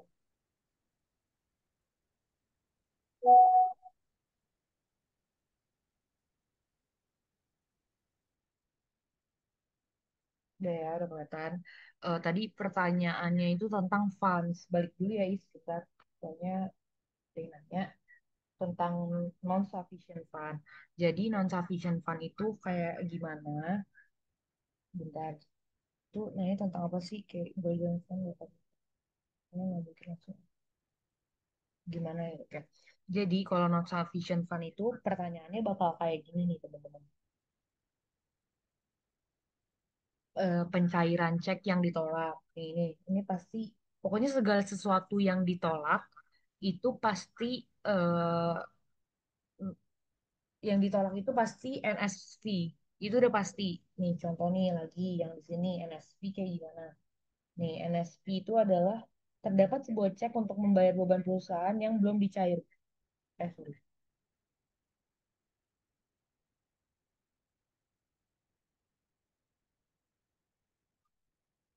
Nih, Bank menginformasikan bahwa cek yang diterima oleh Bapak tidak dapat dicairkan karena dana tidak cukup. Jadi NSV itu dapat dua ya tadi. Yang satu nggak bisa dicairkan, dua dana nggak cukup. Nah itu udah pasti NSV. Kayak gitu. Kak boleh jelasin nggak pengaruh inventory overstated understated ke tahun berikut itu gimana? Makasih ya Kak. Oke itu nanti ya guys. Atau mau sekarang ya? Oke udah sekarang. Oke ini buka ini ya teman-teman. Hmm, biar ini ya.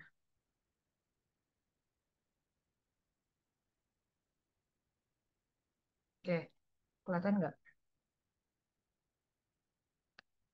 Oke, ini mau ngejelasin tentang si hmm, tadi ya teman kalian ada yang minta buat ngejelasin lagi tentang yang understated, overstated.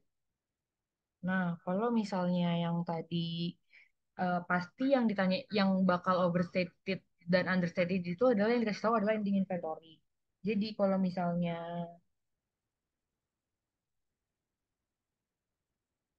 mana nih bisa nggak?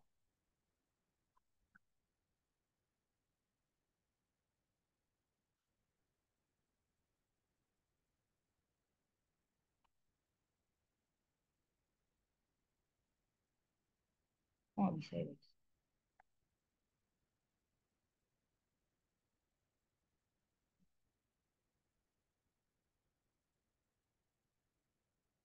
Oke, jadi kalau misalnya di sini,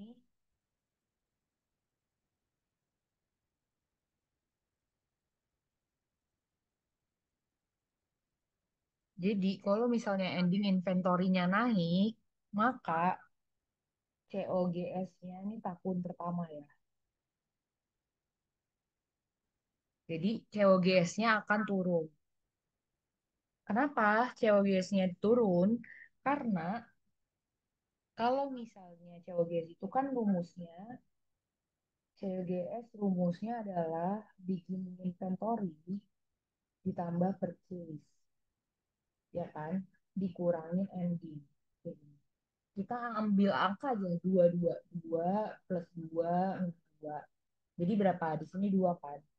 Nah, tapi gimana sih kalau tiba-tiba endingnya naik? Kita bikin 3. Kan ending naik nih, ya kan? Ending naik jadi 3. Berarti ini tetap sama. Nah, berarti COGS-nya berapa? Satu. Coba dihitung dulu. 4 kurang 3. Satu.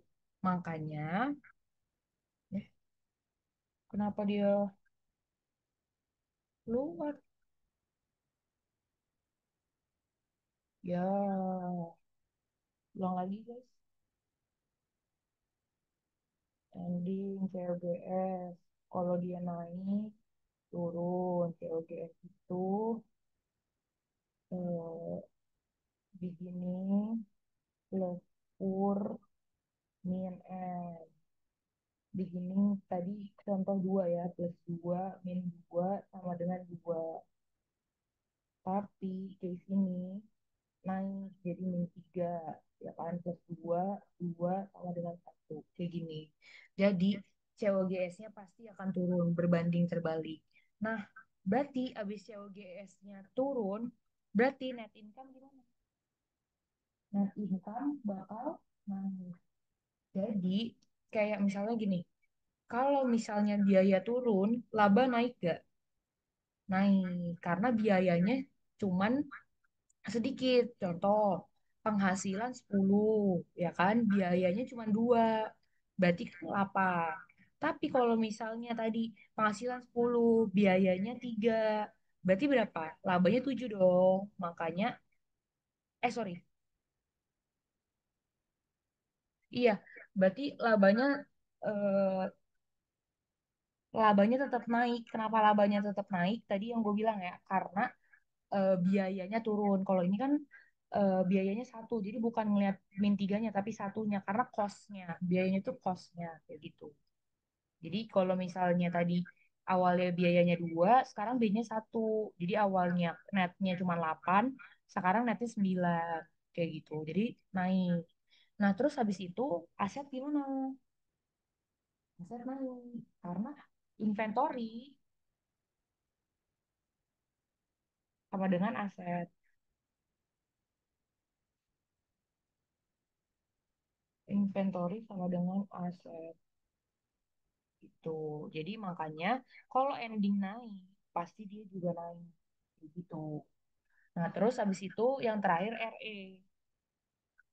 RE itu laba, maka dia akan naik juga karena ini sama gitu. Paham ya sampai sini? Coba paham ya atau gimana? Paham Kak? Kita lanjut tahun kedua ya. Nah, tahun kedua, sorry dijelasin dulu nih tahun pertama. Di tahun kedua, si ending tadi menjadi beginning karena dibawa. Jadi tadi awalnya di sini ending, dia jadi beginning di sini. Nah, beginning ini apa namanya? Sama naik juga gitu.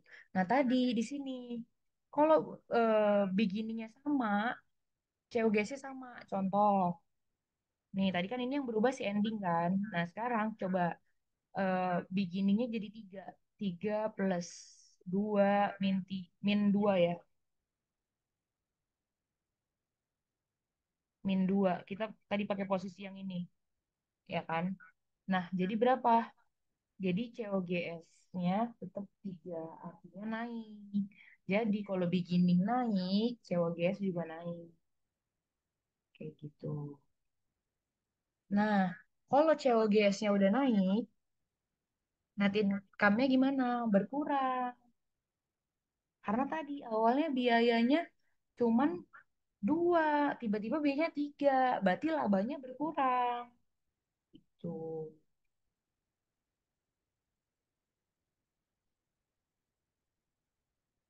labanya berkurang. Makanya di sini ekuitasnya, RE-nya normal lagi. Kenapa RE-nya normal lagi? Karena awalnya RE-nya naik. Ya kan, sekarang RE-nya turun. Berarti sekarang di level yang sama. Kayak gitu. Paham ya sampai sini? Atau ada yang masih kurang paham tahun pertama, tahun kedua? Nih maaf nih tulisannya. Mhm. Aman ya? Oke. Kita biar yang lain ya. Tadi udah di screenshot ya? Nggak bisa balik lagi soalnya. Oke, kita balik ke soalnya lagi. Nah, ini yang kemarin keluar di ulangan aku dan kayaknya harusnya bakal keluar di kalian lagi karena ini soalnya Pak Adang gitu. Nah, ini ada 2 ya, yaitu yang pertama ada machinery. Machinery-nya itu ditukarnya itu bukan pakai duit gitu, tapi pakai saham. Nah, itu gimana sih penjurnalannya? Penjurnalannya bakal kayak gini. Penjurnalnya adalah machinery di debit, kreditnya itu adalah share capital dan share premium ya, ya kan? Nah, 150 itu dari mana? 150 itu adalah market price-nya dikaliin issuing-nya. Nah, terus baru si par value-nya itu untuk mewakili ordinary share-nya. Nah, perbedaan antara 15.000 dan 11.000 itu masuk ke capital. Kayak gitu. Sorry, masuk ke premium. Jadi yang capital itu yang ordinary, yang benar-benar nilai sahamnya. Tapi share premium itu adalah keuntungannya. Gitu. Makanya di sini ada juga nih keterangan dari TSO ya. Teman-teman kalau lihat when company acquire property by issuing securities such as ordinary share, the par or stated value of such share fails to properly measure the property cost. Artinya apa? Untuk menghitungnya itu dia menggunakan parnya, ya kan? Tapi the market price of the share issued is a fair indication of the cost of the property acquired. Jadi tetap si machinery-nya ini atau propertinya itu menggunakan si market, tapi untuk menggambarkan sahamnya tetap pakai yang parnya gitu, nggak pakai 140, baru nanti ada keuntungannya. Kayak gitu. Nah, baru yang B ini nih yang lumayan ribet, yaitu terkait construction of building.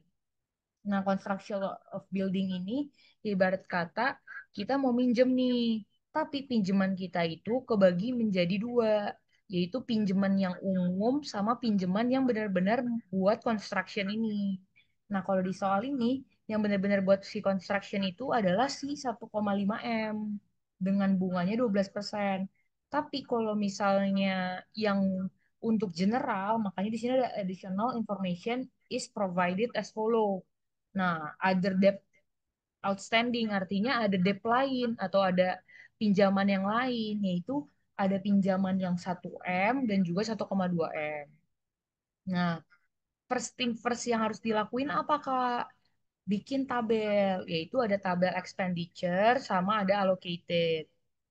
Ada capitalization period dan juga average carrying amount.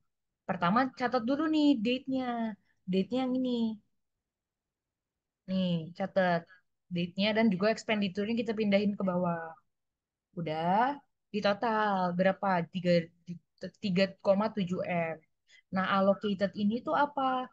Jadi terbagi. Ada yang kita habisin dulu nih, yang 1,5 yang benar-benar khusus untuk construction. Baru dikurangin lagi pakai hutang-hutang yang lain. Makanya di sini si 400 itu kita bebanin dulu nih di April 1 sampai Juli 1 tuh membebankan habiskan yang 1,5 M. Makanya kalau di total spesifik debt-nya habis di 1,5 M. Kayak gitu. Nah, terus ternyata berlebih nih, ada tambahan dana lagi yang harus pakai general debt. Nah, maka dari itu kita bebankan yang masih kurang, yaitu 1 M dan juga 1,2 M. Nah, capitalization period ini tuh apa? Capitalization period ini itu adalah dari Juli 1 sampai 31 Desember. Karena bunganya itu atau persenannya itu annually per tahun gitu. Jadi kita ada adjustment lagi nih. Oh, dari Juli 1 sampai 2023 itu ada 6/12, ada 6 bulan lagi. Terus si Desember, karena ini belum di tanggal 15, ingat ya kalau DDA, itu berarti 1/12, masih ada bisa menyusutkan 1 bulan. Nah, ini dikalikan pada apa? Dikalikan pada general debt aja. Jadi yang bukan yang 500 nggak hitung lagi karena itu udah sesuai alokasi. Makanya pakai yang 1 M dikali 6/12 hasilnya 500. Begitu juga yang 1,2 dikalikan 1/12 hasilnya 100. Kita combine menjadi 600. Kayak gitu. Sampai sini paham ya sebelum kita lanjut? Atau mau ditanya dulu soalnya agak runtut nih teman-teman kalau bingung di awal, bingung ke bawah. Aman ya? Oke. Nah, berikutnya adalah kita memperhitungkan dulu nih borrowing cost of specific debt. Artinya apa? Kita perhitungin dulu yang benar-benar untuk construction. Makanya 1,5 tadi yang diallocated ini ya pindahin ke sini. dikalikan berapa rate debt-nya, itu 12%, ya kan? Nah, masuk hasilnya 180 juta. Nah, biasanya di bawah sini ada lesnya. Lesnya itu apa? Yaitu interest interest eh, yang harus dia bayarkan lah karena iniannya karena dia minjem gitu. Jadi ada harus interest-interest yang dia bayarkan. Kayak gitu. Cuman kan di sini di soal nggak ada, makanya tidak ada lesnya. Tapi kalau kalian nanti di soal ada bla bla bla interest, nah langsung dikurangin di sini. Tapi cek dulu itu interestnya untuk specific debt atau general debt kayak gitu. Oke, udah masuk jadi 180 lah gitu. Nah, borrowing cost for general debt-nya adalah itu baru pakai yang ini, yang sejuta dan sejuta lagi, 1 M dan 1,2 M. Tidak lagi memasukkan yang 500 gitu terpisah. Jadi pakai yang 1 M. Masukin 1 M, 1,2 M, rate-nya berapa, ya kan? Terus baru dikalikan. Nah, baru di sini capitalization rate-nya. Nah, itu gimana cara nyarinya, Kak? Yaitu jumlahkan dulu nih, berapa bunganya, ya kan? Dibagi sama total alokasinya, dapat segini, gitu. Paham ya? Sampai sini paham nih? Oke, lanjut. Masuk ke specific borrowing-nya. Tadi udah dapat 180, masuk ke sini. 180, ya kan? Terus 600-nya dari mana nih? 600-nya itu adalah dari average carrying amount yang ini. Nih, masuk ke sini. Itu, ya kan? Baru dikali capitalization rate-nya, ya kan? Baru menjadi 59,4554. Nah, angkanya akan hancur nggak? Iya. Makanya di soal dia akan bilang, gunakanlah 2 koma di belakang atau gimana. Karena pasti akan hancur angkanya. Jadi kalau ketemu kayak gini bukan berarti kamu salah. Kayak gitu. Maka dikurangi menjadi 239,454. Selesai. Sekarang penjurnalannya. Penjurnalannya gimana? Ya, yang pertama adalah building atas CIP, ya kan, building CIP ini. Nah, ini angkanya dari mana? Angkanya ini dari angka-angka amount expenditure, 400, 600, 1,5. Dan ini nggak dipecah ya, teman-teman. Ini nggak dipecah. 1,5 tetap ikutin. Ya kan? Dan 1,2. Sesuai tanggalnya masukinnya.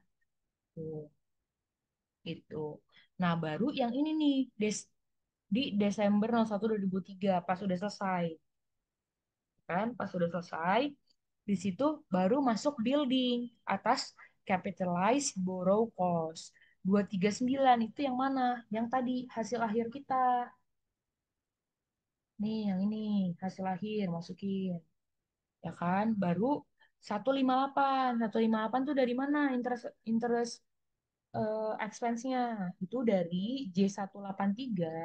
J183 ini kita warnain apa ya? Hijau kali ya. Ini dikurangi J188. Nih, dikurangi ya hasilnya 158,545. Lalu 398 ini dari mana? Yaitu J158 pakai warna ungu kali ya. J178. Nih yang awal sisa 80 ini, yang bawah aja deh. Sisa 80 ini, ya kan? Ditambahkan J183, yaitu yang ini, si 218 ini. Ya di pinggirnya aja lah ya. Jadi, hasilnya adalah 398,06. Kayak gitu. Oke. Gimana guys? Aman? Itu aja. Paling sama nanti diminta diminta apa namanya membuat SOVP, dan gue yakin kalian bisa lah SOVP-nya. Udah nggak usah kita jelasin gitu. Gimana, aman gak guys? Atau Faiz ada yang mau nambahin guys? Biasanya kalau soal ini template sih guys, karena dia Iya, panjang dan runtut ya. Di tahun kita juga kayak gini tahun kita soal ASIS itu sama soalnya. iya, Tapi kita minta maaf banget ya guys kalau misalnya beda, soalnya kita juga benchmarknya berdasarkan tahun-tahun lalu gitu loh. Jadi kita nggak bisa memprediksi juga nih. iya, benar, benar, benar. Ada yang mau nanya nggak? Coba gue Iya, stop dulu ya. teman-teman. Siapa tahu dia nanyanya ke sini. Untuk yang trade-in allowance nanti aku tambahin ya.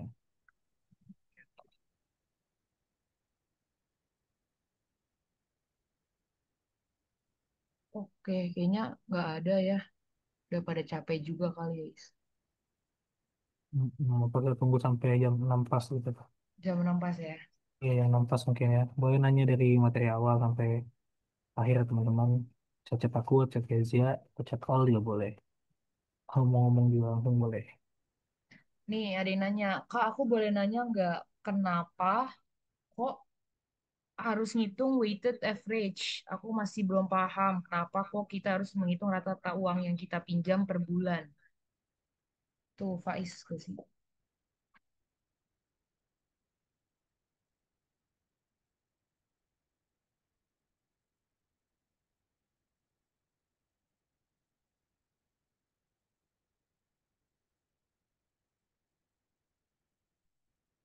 Kak, maaf aku lupa tadi yang capitalize bulan Juni, kenapa nggak 6/12? Kita share screen lagi.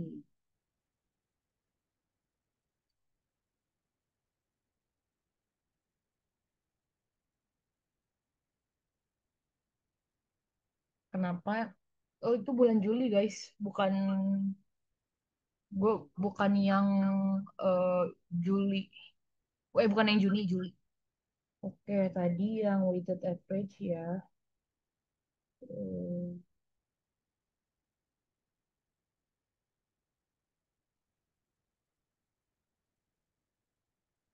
Oke, weighted average itu kenapa kita harus jumlahin? Karena kita perlu nge-adjust teman-teman.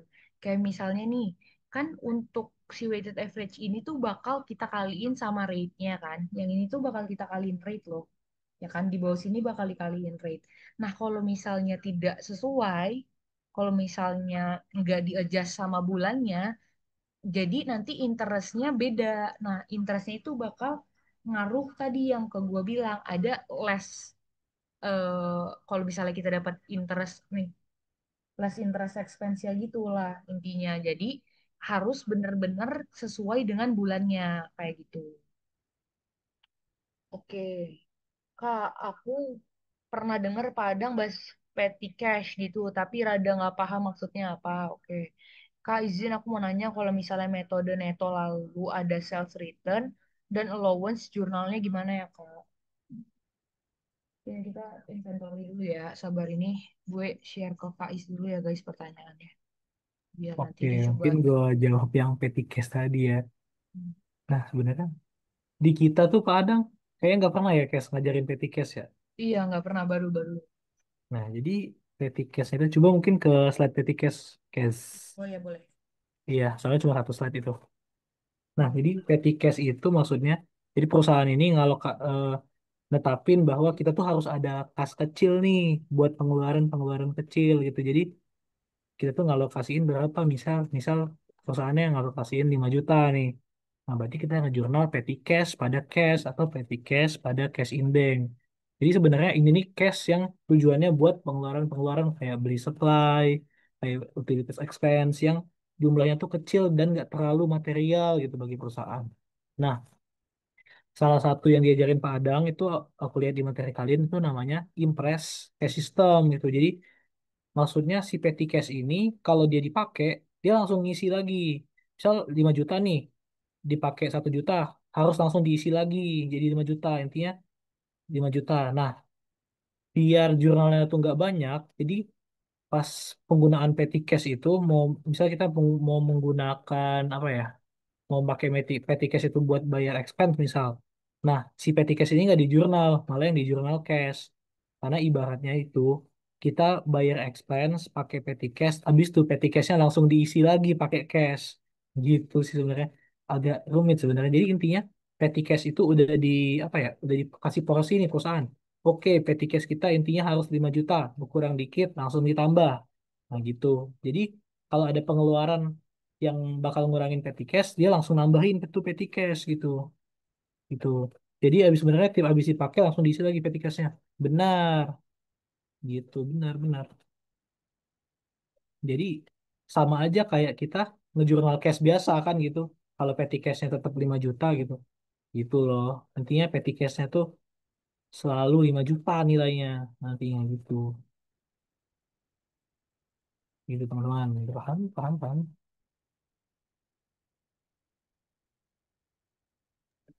Oke, nanti ya coba Mbak dijawab nih, udah paham nggak yang tadi Kakak jelaskan? Oke, Ya. terus terkait tadi inventory ya, kalau misalnya ini allowance SRA itu kayak gimana? Ini yang nomor 4 udah gue bikinin juga, yang ini ya, yang September 15, 2024 dia bakal tetap sama juga ngebalikin. Jadi nggak akan ada pengurangan yang gimana-gimana gitu. Iya, tapi tetap apa namanya dikalikan si berapa nih dia 98% sesuai dengan 2/10 kayak gitu. Nah, tapi ini riskannya apa teman-teman? Kalau ini kalian harus ingat dia diskonnya 2 hari, 2% untuk 10 hari. Nah, tapi di bawahnya nanti bisa beda. Ternyata ada terms 3/10. Berarti barang yang beda, diskon yang berbeda. Nah, itu jangan sampai sampai disamain sama yang atas 2/10 gitu. Jadi ini boleh dipelajarin lagi ya tadi buat yang nanya soal 4. Cuman tadi karena waktunya biar nggak terlalu lama, nggak gue bahas gitu. Paham nggak? Atau masih kurang jelas? Yang tadi nanya tuh terkait inventory, sales return dan allowance-nya.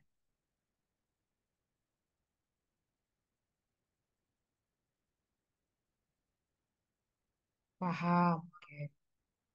Oke, terus terkait ada yang nanya, ternyata ada yang bingung SOVP-nya kayak gimana. Oke, sebentar ya. Gue coba bikinin dulu.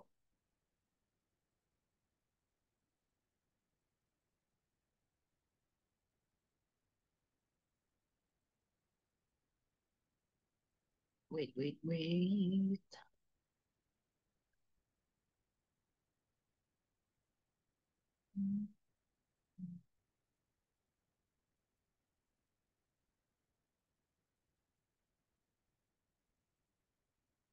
Oke, gue share screen-nya di sini aja ya, di laptop ya. Ini jawabannya, nih kayak gini. Jadi lemnya tiga 300, terus habis itu ada, ini benar nggak ya tadi? Oh, jujur beda soal sih. Tapi kurang lebih bakal kalian giniin aja. Nanti masuk line berapa. Terus tadi kan ada machinery, machinery-nya berapa. Nah, nanti itu ada kayak beginning balance sama ending balance. Kayak gitu. Nah, cuman karena tadi ini lagi ngebahas yang lain ya, kita langsung aja land berapa, building berapa. Nah, itu masuknya ke mana? Fix asset. Fix asset artinya apa? Bukan di current, tapi non current asset. Kayak gitu. Jadi nanti kalau gue ini non current asset, PPE, baru di sini masuk machinery, di sini masuk ke building tadi. Langsung aja di sini berapa tadi? Sebenarnya machinery udah gak masuk lagi ya guys, karena udah dijual kan, maksudnya udah ditukar. Berarti dia akan muncul di sini adalah liability. Kok liability sih? Equity. Maaf, di sininya adalah share. Ordinary share. Share di sini premium share.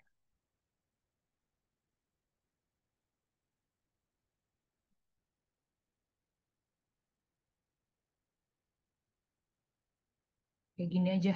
Cuman nilainya kalian sesuaiin aja. Maaf ya, gue nggak bikinin karena gue pikir nggak bakal keluar sih yang itu. Karena nih kayak gini. Tadi buildingnya tidak memperhitungkan AD atau DE, jadi nggak usah dipikirin kayak gini. Kayak gini aja guys. Paham? Tadi udah jelas nggak yang nanya? Nanya ke Faiz tadi.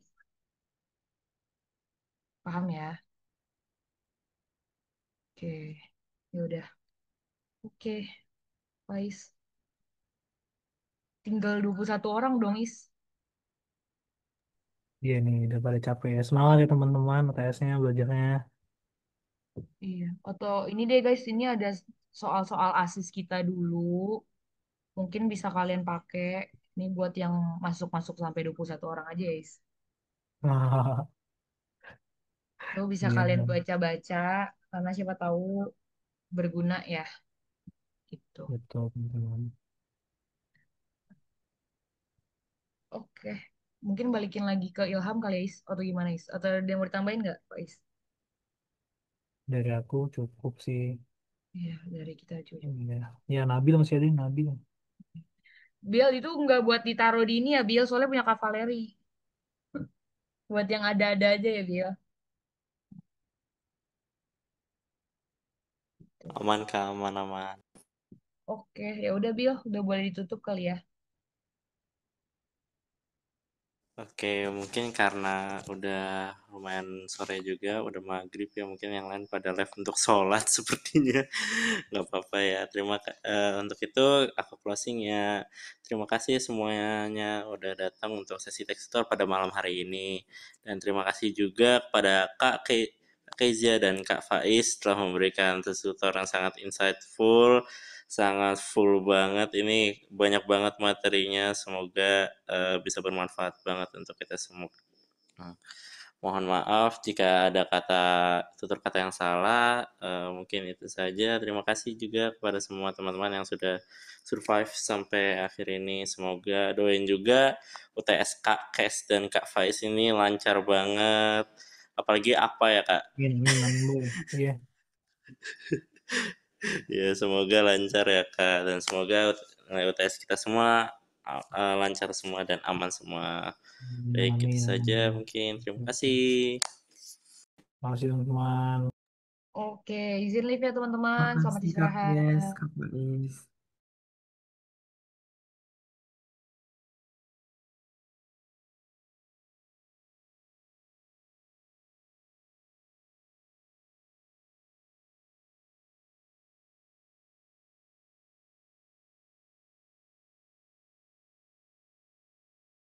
Ini hamba Allah siapa dah?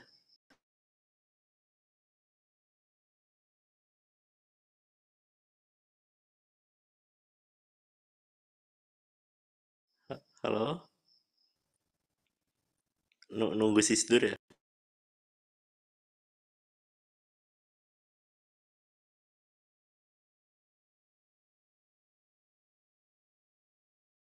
Nggak apa-apa kalau mau nunggu sisdur.